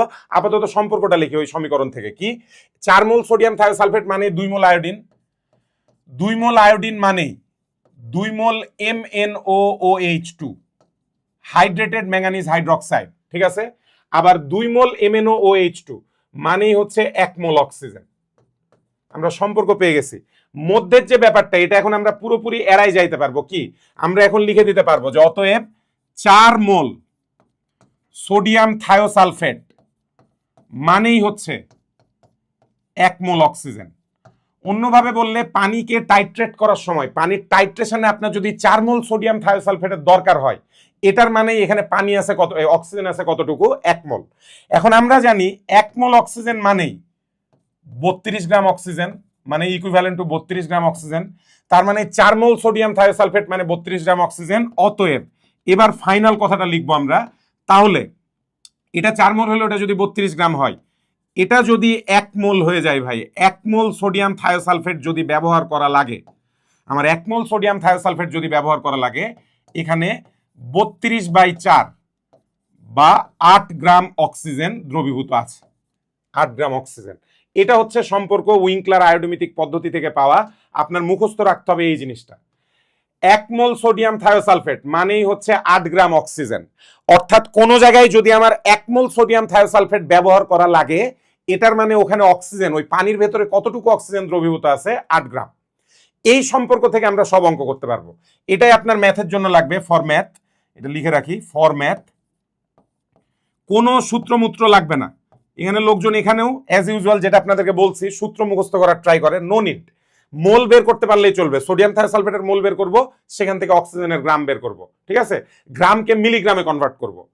1 লিটারে কত মিলিগ্রাম ওটা বের করা লাগবে। ডিও মানে কি? 1 লিটারে কত মিলিগ্রাম, 1 লিটারে কত মিলিগ্রাম অক্সিজেন আছে বের করতে পারা মানে ডিও বের হয়ে যাওয়া। আমাদের লজিক এটা, ফরম্যাট এটা ইউজ করব। আসেন অঙ্ক করি, কথা না বাড়ায়। আসেন দেখি এখানে একটা অঙ্ক বলছে, কোন জলাশয় থেকে সংগৃহীত পানির 1 লিটার আয়তনের একটি নমুনায় দ্রবীভূত অক্সিজেন পরিমাণের নির্ণয় করার উদ্দেশ্যে। খেয়াল করবেন, প্রথমে আমরা পানির 100 ml নিলাম, মানে আমরা এখানে যে কাজটা করবো ওই 100 ml কে কনভার্ট করে 1 লিটারে নিয়ে যাওয়া লাগবে। যাই হোক, 100 ml পানি নিয়ে তাতে কিছু আয়োডাইড আর লবণ যোগ করার পর বিমুক্ত আয়োডিনকে টাইট্রেট করতে, এই যে আয়োডিনের টাইট্রেশনে খেয়াল করে দেখেন 0.0114 মোলার 7.5 মিলিলিটার সোডিয়াম থায়োসালফেট দরকার। অন্যভাবে বুঝলে বুঝবেন যে এই যে ইনফরমেশনটা যে দেওয়া আছে ভাই, এটা হচ্ছে এস, এটা হচ্ছে ভি। এখান থেকে আমরা সোডিয়াম থায়োসালফেটের মোল পেয়ে যাব, সেখান থেকে আমরা পাবো হচ্ছে কির মোল অক্সিজেনের গ্রাম, সেখান থেকে আমরা পেয়ে যাব পুরো অক্সিজেন ডিওর মান। কেমনে করব? শুরুতে আপনি যে কাজটা করবেন সেটা হচ্ছে সোডিয়াম থায়োসালফেটের মোল বের করে ফেলেন। Na2S2O3 is equal two S into V. তাহলে S ইন্টু ভি, এস এর মান হচ্ছে 0.0114, ভি এর মান হচ্ছে 7.5 ml। তাহলে 7.5 ডিভাইডেড বাই 1000 ml কে লিটারে কনভার্ট করলাম। কত মোল সোডিয়াম থায়োসালফেট আছে আসেন বের করে ফেলি ক্যালকুলেট করে। তাহলে 0.0114 গুণিত 7.5 x মাইনাস 3, আনসার এসছে 8.55 into 10 to the power minus 5 মোল। খেয়াল রেখে এটা কতটুকু পানির জন্য ব্যবহৃত হয়েছে? 100 ml এর জন্য। তাহলে অতএব 1 লিটার বা 1000 ml পানিতে Na2S2O3 আছে। কতটুকু Na2S2O3 আছে এটা আমরা হিসাব করে বের করতে পারবো। কেমনে? এই যে 8.55 into 10 to the power minus 5 পেলাম, সেটাকে আমরা গুণ করব 1000 দিয়ে, ভাগ করব 100 দিয়ে। 100 ml থেকে 1000-এ চলে যাচ্ছে, আনসার আসবে 8.55 ইন্টু 10 ইনভার্স 4 মোল সোডিয়াম থায়োসালফেট। সোডিয়াম থায়োসালফেট কতটুকু আছে বের হয়ে গেল। এটা 1 লিটার পানি অলরেডি পেয়ে গেছে। দেখেন আমার 1 লিটার আর চেঞ্জ করার কিছু নাই, অলরেডি করে ফেলছি। ক্যালকুলেশনটা ঠিকঠাক করছি কিনা ঠিকঠাক দেখি, হ্যাঁ ঠিক করছি। এবার আমাকে লিখতে হবে এই কথাটা কি, উইংক্লার আয়োডোমিতিক পদ্ধতি থেকে, উইংক্লার আয়োডোমিতিক, এটা অবশ্যই লিখবেন, কার থেকে পাইছেন এটা অবশ্যই লিখবেন পরীক্ষায় আসলে। উইংক্লার আয়োডোমিতিক পদ্ধতি থেকে আমরা কি লিখতে পারি? আমরা লিখতে পারি যে 1 মোল সোডিয়াম থায়োসালফেট মানেই হচ্ছে 8 গ্রাম অক্সিজেন, ইজ ইকুইভ্যালেন্ট, এটার উচ্চারণ হচ্ছে ইকুইভ্যালেন্ট টু, মানে 8 গ্রাম অক্সিজেন। কিন্তু আমার কাছে 1 মোল সোডিয়াম থায়োসালফেট নেই, আমার কাছে আছে অতএব 8.55 into 10 to the power minus 4 mole sodium thiosulphate. এটার মানেই দাঁড়াচ্ছে গুণ 8 গুণিত 8.55 ইন্টু 10 ইনভার্স 4 গ্রাম অক্সিজেন। দেখেন অক্সিজেনের গ্রাম বের হয়ে যাবে এখান থেকে, ঠিক আছে? গুণ করে দেই, তাহলে এটা ইন্টু 8, গ্রামে জিনিসটা আসলো 0.000684, 0.00684। কেন এরকম হচ্ছে? আর একটু বড় মান আসার কথা। কোথায় ভুল করলাম? কোথাও ভুল করেছি, আবার দেখি। 0.0114 গুণিত 7.5 x মাইনাস 3, অনেক কম মান আসছে। কেন এত কম মান আসছে বুঝলাম না আমি। এটা হচ্ছে 100 ml পানির জন্য, ঠিক আছে? ভালো কথা। এই 100 ml কে আমি 1000 ml যখন নিয়ে যাব, সিম্পলি 1000 ভাগ 10, এটা চলে আসলো এত। এবার এটাকে 8 দিয়ে গুণ করব। ও এটাই ভুল লিখছি, এটা হিসেবে ভুল করছি আমি এই জায়গাটায়। আমিও তো বলি এটা আসার কথা না। আনসারটা এসছে, ক্যালকুলেটরে ভালো মতো বসায় দেখেন 0.00684 গ্রাম। এখন গ্রামে অক্সিজেন রাখলে চলবে না, মিলিগ্রামে নিতে হবে। মানে আপনি 1000 দিয়ে গুণ করবেন, 1000 দিয়ে গুণ করলে দেখবেন আসতেছে 6.84 মিলিগ্রাম অক্সিজেন। তার মানে 1 লিটার পানি, 1 লিটার পানিতে 6.84 মিলিগ্রাম অক্সিজেন আছে। অতএব ডিও ইকুয়াল টু আমরা লিখে দিতে পারবো 6.84 মিলিগ্রাম পার লিটার বা পিপিএম। এবং আপনি এখান থেকে এই কমেন্টও করতে পারবেন, এটা উদ্দীপকে আসলে কেমনে আসবে। আপনার বলবে যে এই ডিওর মান হুয়ের নির্দেশনা অনুযায়ী, WHO নির্দেশনা অনুযায়ী ডিওর মান আপনার পানিকে ব্যবহারযোগ্য করবে কিনা বিশ্লেষণ করো। যে নমুনা পানিটি ব্যবহারযোগ্য কিনা ডিওর মান থেকে বিশ্লেষণ করো। সো আমরা দেখতে পাচ্ছি সর্বনিম্ন মানের চেয়ে বেশি আছে, আমরা বলেছিলাম সর্বনিম্ন মান 5 থেকে 6 ppm, তার চেয়ে বেশি আছে, তাহলে অবভিয়াসলি এই পানিটা ইউজ করা যাবে, এটা সেফ পানি। ঠিক আছে, সো অঙ্ক এমনি করতে হয়, আরো দু একটা অঙ্ক এমনি করি আমরা, আসেন তাহলে হয়ে যাবে। দেখি এর পরেরটা কি বলছে। সেম 25 ডিগ্রি সেন্টিগ্রেড তাপমাত্রায় 100 ml নমুনা পানিতে, আবারও খেয়াল করেন নমুনা পানিটা 100 ml, নমুনা পানিটা 100 ml, আবারও খেয়াল করি, তার মানে এটাকে 1000 ml বানাতে হবে। তার আগে আমরা সোডিয়াম থায়োসালফেটের, এই যে দেখেন ঘনমাত্রা দেওয়া, আয়তন দেওয়া, আমরা মোল বের করে ফেলি, কথা নাই কোনো, মোল বের করি। আসেন NNA2H2O3, NNA2H2O3 মানে S ইন্টু ভি, এস এর মান দেওয়া আছে 0.02, ভি এর মান দেওয়া 12/1000, তাহলে 0.2 গুণিত 1.2, তাহলে 0.24, তার মানে 2.4 ইন্টু 10⁻⁻4 মোল হিসাবে এটাই আসার কথা। তারপর আমি আবার ক্যালকুলেটারে চেপে দেখে নেই, ক্যালকুলেটারে চেপে দেখি 0.02 গুণিত 12x-3,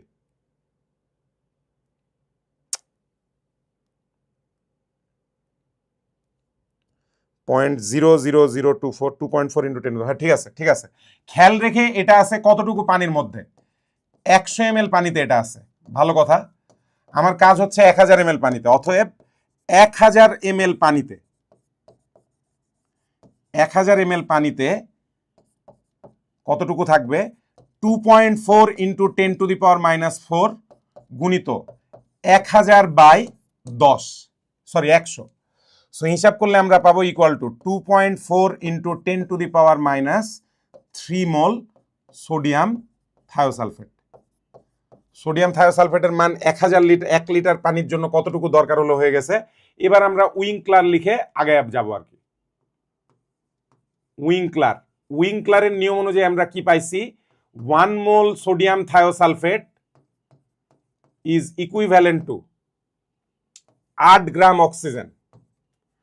অতএব 2.4 ইন্টু 10⁻³ মোল সোডিয়াম থায়োসালফেট মানেই হচ্ছে 8 গুণিত 2.4 ইন্টু 10⁻³ গ্রাম অক্সিজেন।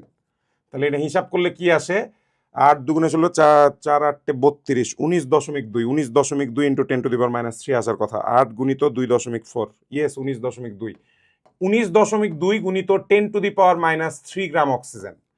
নাও আপনি যদি অক্সিজেনের গ্রামটাকে মিলিগ্রামে কনভার্ট করেন, কাজ শেষ, 1000 দিয়ে গুণ করেন, দেখবেন চলে এসছে 19.2 মিলিগ্রাম অক্সিজেন। অন্যভাবে বললে 1 লিটার পানিতে তাহলে 19.2 মিলিগ্রাম, কত লিটার পানি, 1 লিটার পানির জন্য হিসাব হয়ে গেছে। তাহলে অতএব আমরা লিখে দিতে পারবো, অতএব ডিও ইকুয়াল টু 19.2 ppm বা মিলিগ্রাম পার লিটার, যেমনি ইচ্ছা লেখেন, বাট ppm লেখাটা বেটার, লাস্টে গিয়ে অ্যাটলিস্ট ppm লিখবেন, যতবারই যা লেখেন। একই ওয়েতে আমরা অঙ্কটা করে ফেললাম। ঠিক আছে, খেয়াল করেন আমি আলাদা কোনো সূত্র শেখাই নাই, খরতা করার সময় মোলের সূত্র দিয়ে, মোল দিয়ে করছি অঙ্ক, ডিও বের করছি তাও মোল দিয়ে অঙ্ক করব, বিওডির অঙ্ক করব তাও মোল দিয়ে অঙ্ক করব, আমি আলাদা করে। এখানে লোকজন টোটাল 3টা থেকে 4টা সূত্র শেখায়, আমি সুপিরিয়র কেন এটা বোঝানোর জন্য করি নাই ভাই, আমি আপনার ভালোর জন্য করতেছি, প্লিজ বোঝেন। সবগুলা কনসেপ্ট কিন্তু আমরা মোল দিয়ে পেরে যাচ্ছি, আলাদা আলাদা কোনো সূত্র শেখা লাগছে না। এটা হচ্ছে আমি আপনাকে বোঝাতে চাই, যে আপনাকে যে টিচারই যাই বলুক না কেন যে না তুমি সূত্র দিয়ে করো খুব দ্রুত পারবা, ভাই দ্রুত পারার জন্য তো সূত্র মনে থাকা লাগবে, এত এত সূত্র মনে রাখবো কেন, এটা খুবই টাফ ব্যাপার। আর মোলের আইডিয়া যত ভালো হবে, আমি বারবার বলছি অনেক জায়গায় আপনি অনেক লাভ পাবেন। যেমন এত সূত্র শিখতেছেন, রাসায়নিক পরিবর্তন চ্যাপ্টার যে করে আসছেন, ওখানে এত সূত্র কি কাম, ওখানে তো মোলের আইডিয়া দিয়ে অঙ্ক করা লাগছে না। সাম্যাবস্থায় কতটুকু বিয়োজিত হয়, এটা 1 মোল থেকে যায় আলফা, তাহলে 3 মোল থেকে যাবে 3 আলফা, করছেন না মোলের কনসেপ্ট। মোলের কনসেপ্ট সব জায়গায় লাগে, তো এগুলো বেটার হয়ে গেলে আপনি যদি এখানে মোলের কনসেপ্ট ভালো হয়ে যায়, আপনি আবার যখন রাসায়নিক পরিবর্তন রিভিশন দিতে যাবেন, দেখবেন ওটা আপনার কর করে হয়ে গেছে, ওটা খুব আরামসে বুঝতে পারতেছেন। যেসব জায়গায় গ্যাঞ্জাম ছিল দেখবেন সব গ্যাঞ্জাম দূর হয়ে গেছে আপনার। সো এটা কনসেপ্ট আপনার বোঝা লাগবে, মোলের আইডিয়া বারবার বলার ট্রাই করতেছি। দেখি আরেকটা অঙ্ক করি আমরা, চলেন। বলছে একটি নমুনা পানিতে 30 ডিগ্রি সেন্টিগ্রেড তাপমাত্রায় দ্রবীভূত অক্সিজেনের পরিমাণ 7.54 ppm, অক্সিজেনের পরিমাণ দেওয়া। ওই নমুনা পানির 1 লিটারে দ্রবীভূত অক্সিজেনকে বিমুক্ত আয়োডিনকে টাইট্রেট করতে সোডিয়াম থায়োসালফেটের আয়তন দেওয়া, আমার ঘনমাত্রা লাগবে, এস ইকুয়াল টু হোয়াট। সোজা ভাষায় সোডিয়াম থায়োসালফেটের মোল বের করলে অঙ্ক হয়ে যাবে, সেটার জন্য অক্সিজেনের দেওয়া আছে, ppm দেওয়া। তাহলে আমরা দেখি অক্সিজেনের ppmটাকে কনভার্ট করি, আসেন। 7.54 ppm মানেই, এই কথাটার মানেই 7.54 মিলিগ্রাম পার লিটার, ভালো কথা। এখন মিলিগ্রাম থেকে গ্রামে যান, 7.54 ইন্টু 10⁻³ গ্রাম পার লিটার। 1000 দিয়ে ভাগ করলে জিনিসটা মিলিগ্রামটা গ্রাম হয়ে গেল। এবার মোলে যান, মোলে যাওয়া লাগবে না, এবার সম্পর্ক লিখলেই আমাদের হয়ে যাবে। খেয়াল করেন 1 লিটার পানিতে কত গ্রাম অক্সিজেন আছে বের হয়ে গেছে। সম্পর্কটা হচ্ছে 8 গ্রাম অক্সিজেন। এবার অক্সিজেনকে বামে লিখবো, ডানে লিখবো সোডিয়াম থায়োসালফেট, কারণ আমরা সোডিয়াম থায়োসালফেট চাই। 8 গ্রাম অক্সিজেন মানেই 1 মোল সোডিয়াম থায়োসালফেট, ঠিক আছে? তাহলে 1 গ্রাম অক্সিজেন মানে 1/8 মোল সোডিয়াম থায়োসালফেট। কিন্তু আমার কাছে 1 গ্রাম অক্সিজেন নাই, আমার কাছে আছে 7.54 ইন্টু 10⁻³ এত গ্রাম অক্সিজেন মানেই হয়ে যাচ্ছে তাহলে 7.54 into 10⁻³ divided by 8 mole sodium thiosulphate হয়ে গেল। এবার সিম্পলি এটা হিসাব করে ফেলেন, সোডিয়াম থায়োসালফেটের মোল বের হয়ে যাবে, আমরা কাজ করে ফেলতে পারবো। 7.54x-3 ডিভাইডেড বাই 8, আনসার এসছে 9.425 ইন্টু 10⁻⁻4 মোল। সোডিয়াম থায়োসালফেটের মোল বের হয়ে গেল ভাইয়ারা। আমাদের সূত্র এখন অ্যাপ্লাই করতে হবে যে ঘনমাত্রা লাগবে, তাই না? S equal to N by V. N মানে যদি S ইন্টু ভি হয় তাহলে S equal to N by V. N এর মান পেয়ে গেছি 9.425 ইন্টু 10⁻⁴।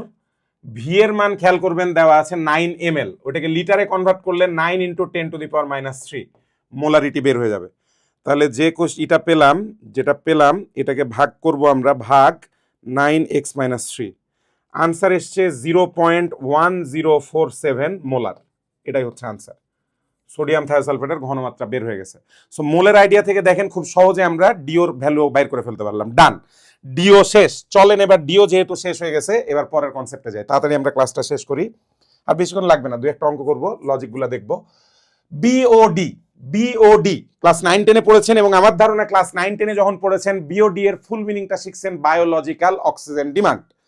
আমি জানাই দিতে চাই জিনিসটা বায়োলজিক্যাল বলা যায়, but more accurate word is biochemical oxygen demand.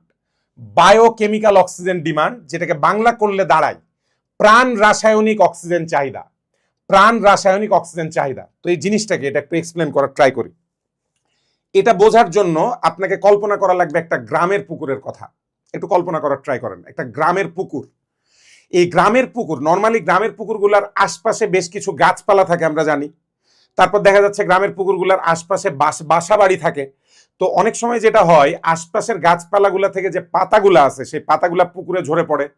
তারপর দেখা যাচ্ছে গাছপালাগুলাই কোনো মানে কোনো ফলমূল থাকলে ফলমূল ঝরে পড়ে।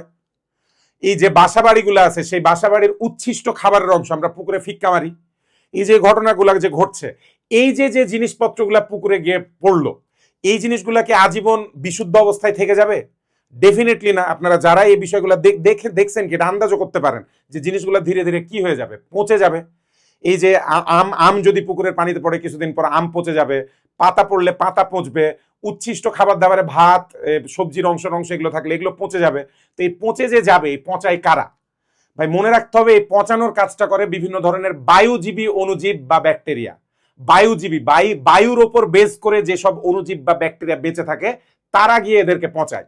কিন্তু পচানো মানে যে জিনিসটা মাথায় রাখতে হবে, পচানো মানেই ভাই জারণ। কাউরে আপনি পচাইতেছেন মানে জারণ করতেছেন, আর জারণ করার জন্য দরকার অক্সিজেন। খেয়াল করেন, অণুজীব বা ব্যাকটেরিয়া পচাবে বা জারণ করবে, এই কাজটা করার জন্য তার দরকার অক্সিজেন। ও এই ব্যাকটেরিয়াটা অক্সিজেনটা পাবে কোত্থেকে? এই অক্সিজেনটা সে পাবে পানির ডিওর ভেতর থেকে। পানিতে দ্রবীভূত যে অক্সিজেন আছে সেটার মধ্যে থেকে সে ব্যবহার করবে।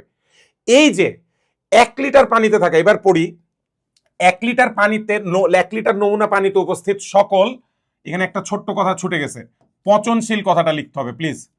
সবাই একটু পচনশীল কথাটা লিখে নেন প্লিজ, এটা ছুটে গেছে।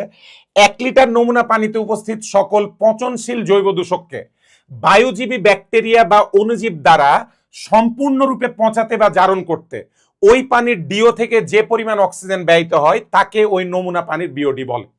তাহলে ডিওর ভেতর থেকে কে খরচ হয়ে যাচ্ছে?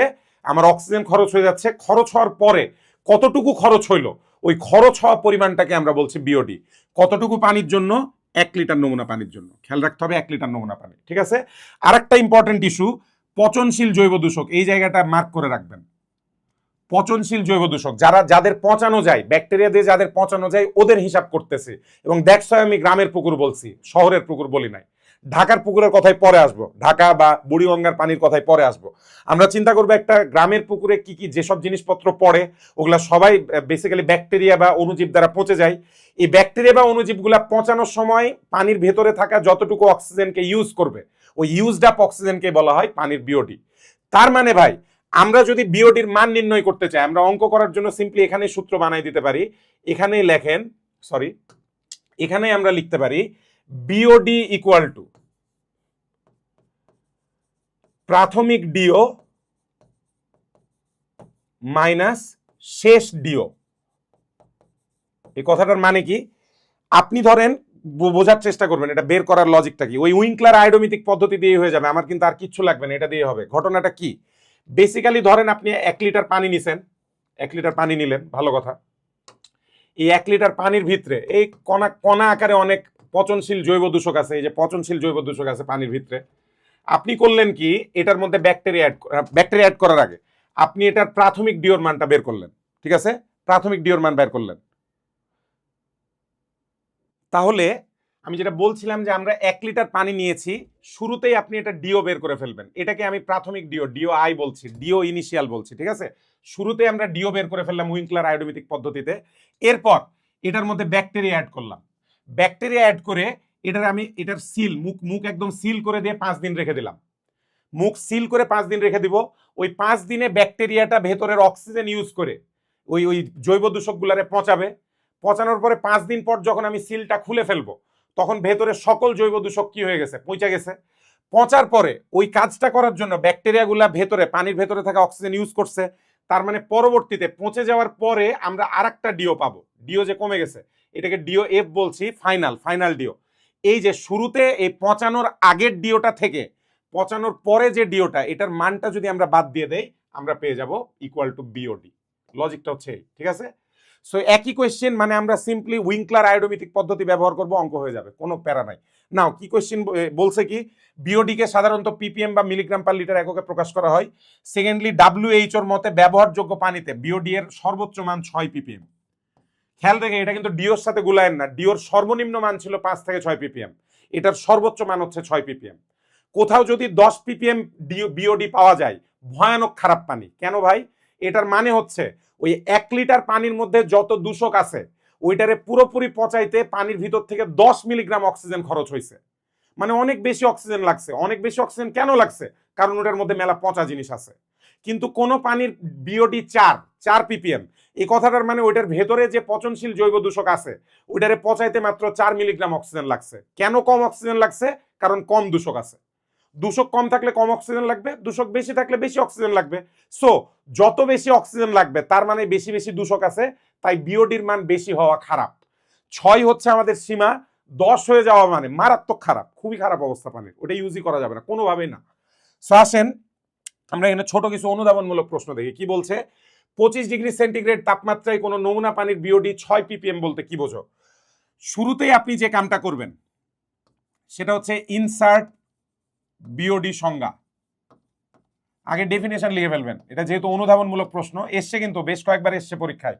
তাহলে ইনসার্ট বিওডি সংজ্ঞা, তারপর বলবেন যে এটার মানে কি, যে 25 ডিগ্রি সেন্টিগ্রেডে 1 লিটার নমুনা পানিতে 1 লিটার নমুনা পানিতে উপস্থিত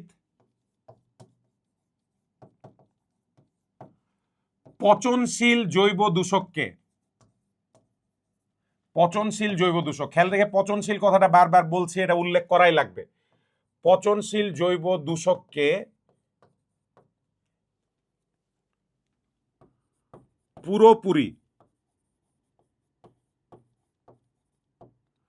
পুরোপুরি পচাতে বা জারিত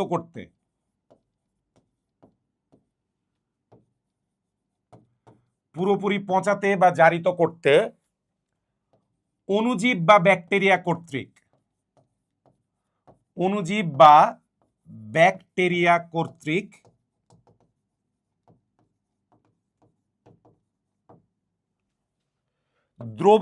পানিতে দ্রবীভূত অক্সিজেন থেকে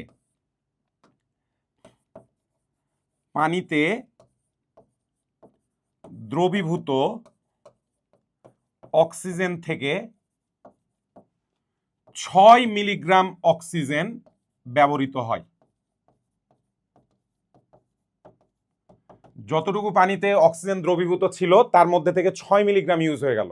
সো ধরেন ব্যাকটেরিয়া যোগের আগে আপনার ছিল 14 ppm পানির ডিও ছিল 14, তার মানে এই পচে যাওয়ার পরে পানির ডিও হয়ে গেছে 8। শুরুতে ছিল 14, পরে হয়ে গেছে 8। তাহলে 14 থেকে 8 বাদ দিলে যে 6 ppm থাকে, ওই 6 ppm ইউজ হয়ে গেছে। 6 ppm কেন ইউজ হয়েছে? ব্যাকটেরিয়া দ্বারা এই পচনশীল জৈব দূষকগুলোকে পচানোর বা জারণের কাজে। ঠিক আছে? সো এটা বিওডি 6 ppm কথাটার মিনিং। ডান। চলেন অঙ্ক করি এবার, একটা দুইটা অঙ্ক করব। বিশাল বড় করে কোশ্চেন দেওয়া, এত টেনশনের কিছু নাই। কোশ্চেনে স্পেসিফিক অংশ আমার লাগবে। কি বলা? একটি পুকুরে 1 DM³ নমুনা পানি সংগ্রহ করা হলো। ওই নমুনা পানিতে অক্সিজেনের পরিমাণ নির্ণয় করতে গিয়ে দেখা গেল 50 ml পানি। খেয়াল করেন, পানি যদিও টোটাল 1 DM³, নিচে আমি 50 ml, মানে হিসাবটা 50 ml থেকে 1000-এ যাওয়া লাগবে। সো ভালো কথা, 50 ml পানি থেকে বিমুক্ত আয়োডিনকে টাইট্রেট করতে 0.02 মোলার Na2SO3 দ্রবণে 10 ml লেগেছে। ভালো কথা, এটা দিয়ে আমরা প্রাইমারি ডিও পাবো। এরপর ওই নমুনা পানিতে পর্যাপ্ত পরিমাণ অণুজীব যোগ করার 5 দিন পর 50 ml পানি থেকে বিমুক্ত আয়োডিন টাইট্রেট করতে এই যে সোডিয়াম থায়োসালফেট লাগলে পানির বিওডি কত। সো সোজা ভাষায় ইনিশিয়াল ডিও, ফাইনাল ডিও বের করার ইনফরমেশন দেওয়া। আমরা সিম্পলি খুব দ্রুত উইংক্লারে অ্যাপ্লাই করে কামটা করে ফেলি। দেখেন এক ধাক্কায় কেমনে করি, দেখেন 1 মোল সোডিয়াম থায়োসালফেট মানেই হচ্ছে 8 গ্রাম অক্সিজেন। ঠিক আছে? কিন্তু আমার কাছে 1 মোল সোডিয়াম থায়োসালফেট নাই। আমার কাছে শুরুতে কত মোল সোডিয়াম থায়োসালফেট আছে? S into V. আপনি এখানেই করে দেন। এস এর মান হচ্ছে 0.02, ভি এর মান বলা হচ্ছে 10 ml, মানে 10/1000। ঠিক আছে?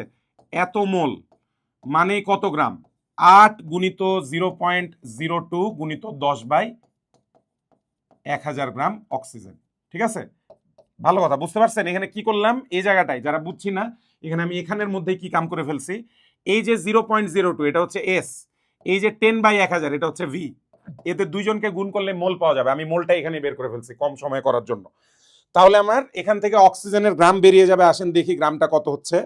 8 গুণিত 0.02 গুণিত 10/1000, আনসার এসছে 0.0016 গ্রাম। ভালো কথা, এটাকে কনভার্ট করে মিলিগ্রামে নিয়ে যায়। আসেন, মিলিগ্রামে কনভার্ট করতে 1000 দিয়ে গুণ করা লাগবে, আসবে 1.6 মিলিগ্রাম অক্সিজেন। এটাই কিন্তু পিপিএম না। কেন না? কারণ এটা 50 ml পানির জন্য, এটা হচ্ছে 50 ml। তাহলে আমরা যদি বলি অতএব 1000 ml পানি, মানে 1 লিটার পানি, 1000 ml পানির জন্য কি আসবে? 1.6 গুণিত 1000 ডিভাইডেড বাই 50। এটা 50 করে ফেলি।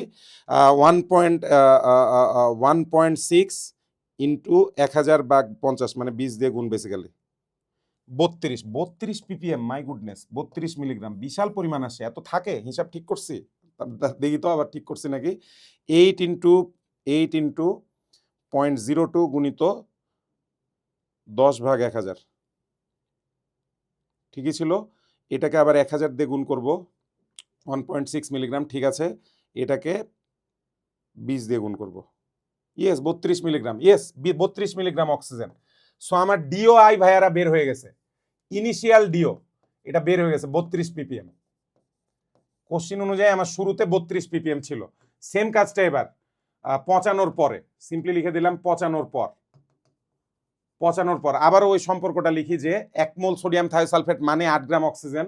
তাহলে এস ইন্টু ভি করেন। এস মানে হচ্ছে 0.01 গুণিত ভি মানে হচ্ছে 6.2 ডিভাইডেড বাই 1000। এত মোল সোডিয়াম থায়োসালফেট মানেই হচ্ছে এটা 8 গুণ অক্সিজেন। 8 গুণ অক্সিজেন, তাহলে 8 গুণিত 0.01 গুণিত 6.2 ডিভাইডেড বাই 1000। এখানে মোলের জায়গায় হয়ে যাবে গ্রাম অক্সিজেন। পেয়ে গেলাম। এটাকে ক্যালকুলেট করে হিসাব করে দেখি কত আসছে। 8 গুণিত 0.01 গুণিত 6.2 x - 3, অ্যান্সার এসছে 0.000496 গ্রাম অক্সিজেন। তাহলে এটাকে মিলিগ্রামে কনভার্ট করলে 0.496 মিলিগ্রাম অক্সিজেন। এটা কত ml এর জন্য? এটা হচ্ছে 50 ml পানির জন্য। 50 ml পানি, তাহলে 1000 ml 1000 ml পানি, 1000 ml পানির জন্য কি লাগবে? 1000 ml পানির জন্য লাগবে 0.496 গুণিত 1000/50। আনসার চলে আসবে এটা গুণিত 0.496 গুণিত 9.92 মিলিগ্রাম, মানে এটার পিপিএম পেয়ে গেলাম। তাহলে ডিওএফ ফাইনাল পিপিএম হচ্ছে 9.92 মিলি পিপিএম। তাহলে আমাদের ডিওআই আর ডিওএফ বের হয়ে গেছে 32 আর 9.92। আমরা তাহলে বলে দিতে পারবো অতএব বিওডি ইকুয়াল টু হচ্ছে DOI minus DOF is equal to 32 minus 9 point কত পাইছি? 9.92 পাইছি। তাহলে 32 মানে 9.92, তাহলে 10 বাদ দিলে হবে 22.08 22.08 পিপিএম আসবে। এটা মারাত্মক দূষিত, মারাত্মক মানে অতি মারাত্মক, মারাত্মক বলেও প্রকাশ করা যাচ্ছে না, অতি মারাত্মক দূষণ, অতি মারাত্মক দূষণ। বাইরে ভাই এরকম সম্ভব কিনা এটা মোস্ট প্রবাবলি হ্যাঁ হয়তো সম্ভব, আই ডোন্ট নো। অতি মারাত্মক দূষিত। এই পানির আশপাশে গেলে যাওয়াই যাবে না, আশপাশে গেলে গন্ধে আপনারা অসুস্থ হয়ে যাবেন, এত বাজে পানি এটা, ঠিক আছে? সো বিওডি আমরা একটা অঙ্ক করলাম, আর একটা অঙ্ক করে ফেলে বিওডির, না আর লাগবে না বিওডির অঙ্ক করা। একটা করছি এরকম অঙ্ক বইয়ে যদি পান করে ফেলবেন, বইয়ে আছে হাজারিনাগের বইয়ে একটা অঙ্ক দেওয়া আছে, ওই অঙ্কটা আপনারা এইভাবে করার ট্রাই করবেন, মিলায় দেখবেন, আনসার মিলায় দেখবেন, হাজারিনাগের বইয়ে আছে কোয়েশ্চেন, ঠিক আছে? তাহলে গেল আমাদের বিওডির কনসেপ্ট। দেখেন একই কনসেপ্ট দিয়ে আমরা বিওডিও সলভ করে ফেললাম। চলে যাই পরের স্লাইডে, দ্যাট ইজ সিওডি। সিম্পল, সিওডির full meaning chemical oxygen demand, এবং বাংলায় বলছি রাসায়নিক অক্সিজেন চাহিদা। হোয়াই? এবার ভাই আপনাকে এমন একটা পুকুর কল্পনা করতে হবে যে পুকুরটা ঢাকায় অবস্থিত, বা আপনি বুড়িগঙ্গার পানি কল্পনা করলেও চলবে। একটু বোঝার চেষ্টা করবেন, ঢাকার যে জলাশয়গুলা বা লেকগুলা আছে বা বুড়িগঙ্গা নদী যে আছে, এখানে প্রাকৃতিক যে জৈব দূষক পচনশীল সেগুলো তো আছেই, এই যে বিভিন্ন খাদ্যবস্তুর উচ্ছিষ্টাংশ আছে, প্যারা নাই, কিন্তু এখানে এটার সাথে সাথে এত সব কি বলবো যে এত জৈব দূষক আছে যেগুলোরে পচানোর মতো বাপের বেটা ব্যাকটেরিয়া পৃথিবীতে এখনো জন্মায় না। এক্সাম্পল দিয়ে আমি কি বলছি যে এসব পানিতে কি টাইপের ময়লা পদার্থ থাকে। ফর এক্সাম্পল এই যে ধরেন কাপড় শিল্পে যে রং করার যে ব্যাপারটা, ওই রংগুলা কিন্তু জৈব পদার্থ, ওই রঙের যে উপাদানগুলা সেগুলা চুইয়া গিয়ে পানিতে পড়ে, পানি দূষিত হয়, কিন্তু ওই রঙের যে উপাদান জৈব পদার্থ যেগুলো আছে ওগুলারে কোনো ব্যাকটেরিয়া পৌঁছাইতে পারবে না, এমন হ্যাডম কোনো ব্যাকটেরিয়ার নাই ভাই। সো ওদের ক্ষেত্রে আমি দূষণটা কেমনে হিসাব করব? আমরা এবার ব্যাকটেরিয়ার বদলে রাসায়নিক পদার্থ ব্যবহার করব। সো সংজ্ঞাটা খেয়াল করেন, 1 লিটার নমুনা পানিতে উপস্থিত সকল প্রকার পচনশীল ও অপচনশীল জৈব দূষককে কোনো জারক পদার্থ দ্বারা সম্পূর্ণরূপে জারণ করতে ওই পানির ডিও থেকে যে পরিমাণ অক্সিজেন ব্যয়িত হয় তাকে ওই নমুনা পানি সিওডি বলে। খেয়াল করবেন কোন জায়গাটা বেশি ইম্পর্টেন্ট। এবার খেয়াল করবেন লেখা পচনশীল ও অপচনশীল জৈব দূষক, দুই টাইপের জৈব দূষক, একে পচনশীল তারপর অপচনশীল। এই টাইপের দুই টাইপের জৈব দূষক, এদের দুজনকেই আমরা পচাতে তো পারবো না, জারণ করতে পারবো। আমরা এবার জারণ করতে পারবো, তাই জারণ করার জন্য ওই যে কেমিক্যাল ইউজ করব, জারক পদার্থ ব্যবহার করব, এটা করতে গিয়ে পানির ডিও থেকে যে পরিমাণ অক্সিজেন ব্যয় হবে সেটাই হচ্ছে আমাদের সিওডি। তো সিওডি কেও পিপিএম বা মিলিগ্রাম পার 1 লিটার এককে প্রকাশ করা হয়। ডাব্লিউএইচ এর মতে ব্যবহারযোগ্য পানিতে সিওডি এর সর্বোচ্চ মান 10 পিপিএম।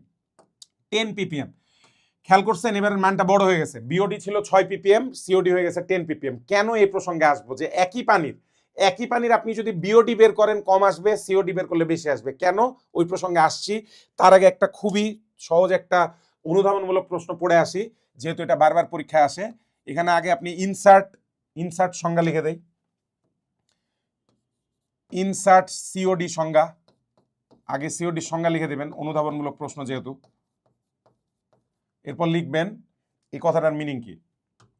এই উপরের কথাটার মিনিং হচ্ছে 25 ডিগ্রি সেন্টিগ্রেড তাপমাত্রায় 1 লিটার নমুনা পানিতে উপস্থিত সকল পচনশীল ও অপচনশীল জৈব দূষককে জারক পদার্থ দ্বারা সম্পূর্ণ জারিত করতে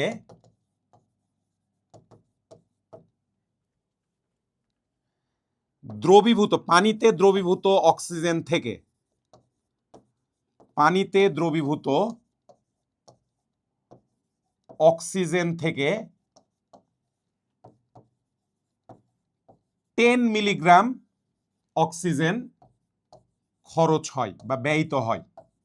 দ্যাটস ইট, আগের মতোই বিওডি যেমনি লিখছি তেমনি, খালি জারক পদার্থ ব্যাকটেরিয়ার জায়গায় চলে এসছে জারক পদার্থ, পচানোর বদলে বলছি জারণ, আর শুধু পচনশীলের সাথে আমরা এক্সট্রা যোগ করছি অপচনশীল। ডান। এখন এখান থেকে আরেকটা অনুধাবন বারবার আসে, একই নমুনা পানির বিওডি থেকে সিওডি বড় কেন? বিওডি থেকে সিওডি বড় কেন? আমি খুব সংক্ষেপে এটা লিখে দিচ্ছি, আপনারা নিজেরা সুন্দর করে এটাকে সাজায় নেবেন। বিওডি মানে শুধু পচনশীল জৈব দূষককে জারিত করতে ব্যয়িত অক্সিজেন। কিন্তু সিওডি যখন আমরা হিসেব করবো, এগুলো সংজ্ঞা আকারে লিখবেন তাইলে হবে, পচনশীল ও অপচনশীল, পচনশীল ও অপচনশীল জৈব দূষককে জারিত করতে ব্যয়িত অক্সিজেন। সো বুঝতেই পারছেন যে আমরা যখন সিওডি হিসেব করছি একই সাথে দুই টাইপের জিনিসকে পচাইতেছি বা দুই টাইপের জিনিসকে জারিত করতেছি। এর কি করলাম এটা?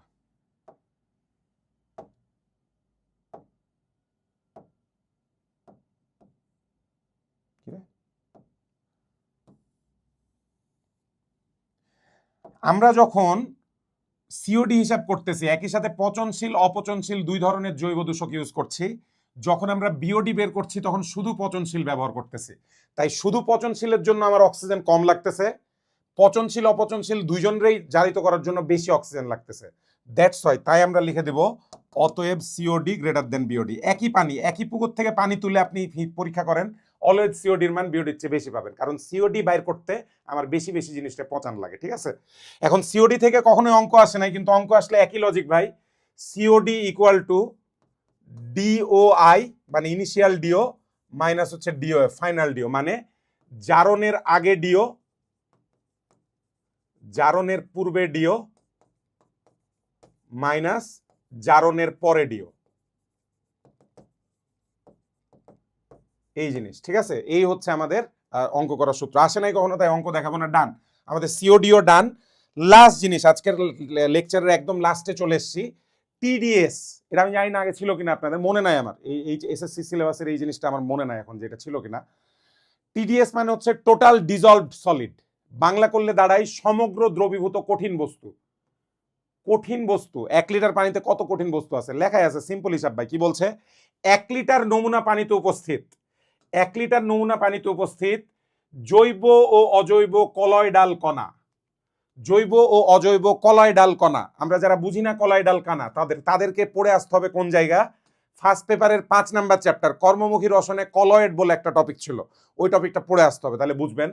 1 লিটার নমুনা পানিতে যে জৈব অজৈব যত কলয়ডাল কণা থাকে সবাই, তার সাথে আরো কথা বলেছে, তার সাথে বলেছে যে এই যে এখানে বলা আছে দেখবেন, এর চেয়ে ছোট আণবিক ও আয়নিক, এর চেয়ে ছোট আণবিক ও আয়নিক সব পদার্থের সামগ্রিক পরিমাণকে বোঝায়, মানে কি সামগ্রিক পরিমাণকে টিডিএস বলে, টিডিএস বলে। তাহলে 3 টাইপের জিনিস খেয়াল করেন, জৈব ও অজৈব কলয়ডাল কণা, এর চেয়ে ছোট আণবিক এবং আয়নিক সকল পদার্থের টোটাল পরিমাণটাকে আমরা বলবো টিডিএস।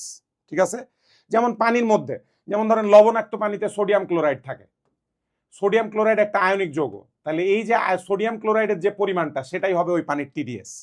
ধরেন সোডিয়াম ক্লোরাইড 50 মিলিগ্রাম আছে 2 লিটারে, 2 লিটার পানিতে আছে 50 মিলিগ্রাম, তাহলে 1 লিটারে কত থাকবে? 1 লিটারে থাকবে 25 মিলিগ্রাম। সো সোজা ভাষায় তার মানে এটার টিডিএস হচ্ছে সোডিয়াম ক্লোরাইডের সাপেক্ষে টিডিএস হয়ে যাবে 25 ppm। That's it. যে কোনো আয়নিক যৌগের জন্য হিসাব করা যাবে, কলয়েডের জন্য জিনিসটা এভাবে। 1 লিটার পানিতে যত মিলিগ্রাম থাকবে সেটাই তার টিডিএস। নির্ণয় পদ্ধতি কিভাবে টিডিএস বের করে, সিম্পল। আপনি পানি পুরো বাষ্পীভূত করে দিবেন, বাষ্পীভূত করলে নিচে যে অধক্ষেপগুলো জমে থাকবে সেটার ভর মাপলেই হয়ে যাচ্ছে, কতটুকু পানির মধ্যে ছিল বের হয়ে যাবে। তাই লেখা পানি বাষ্পীভূত করে ভরমাত্রিক পদ্ধতির ব্যবহার। সম্পূর্ণ পানি উড়াই দেবো, নিচে কতটুকু জমে থাকবে পদার্থ সেটা মেপেই বের হয়ে যাবে, ঠিক আছে। সেকেন্ডলি টিডিএস পরিমাপ যন্ত্রের ব্যবহার, এটা ডিজিটালি টিডিএস পরিমাপ যন্ত্র ব্যবহার করেও বের করা যায়। ডান। টিডিএস নিয়ে আর কিচ্ছু নাই, কাকে টিডিএস বলে এটা ইম্পর্টেন্ট কোয়েশ্চেন, ঠিক আছে। আর লাস্ট হয়ে গেছে আমাদের, এই যে আমরা যে কাজগুলো পড়লাম, আমি হাজারিনাগকে হচ্ছে রেফারেন্স হিসেবে ধরছি, হাজারিনাগের রেফারেন্স ইউজ করছি। বিশ্ব স্বাস্থ্য সংস্থা অনুমোদিত পানির গ্রহণযোগ্য মানদণ্ড, আমরা আজকে যে 6টা জিনিস পড়লাম সবগুলা এখানে ক্লিয়ারলি দিয়ে দেওয়া আছে। এই যে পিএইচ দিয়ে শুরু করি 6.5 থেকে 8.5, ডিও 5 থেকে 6 পড়ছি, বিওডি সর্বোচ্চ মান 6 ppm, সিওডি সর্বোচ্চ মান 10 ppm, টিডিএস পড়ি নাই। এই যে এখানে লেখা 500 ppm, 500 ppm বা মিলিগ্রাম পার লিটার।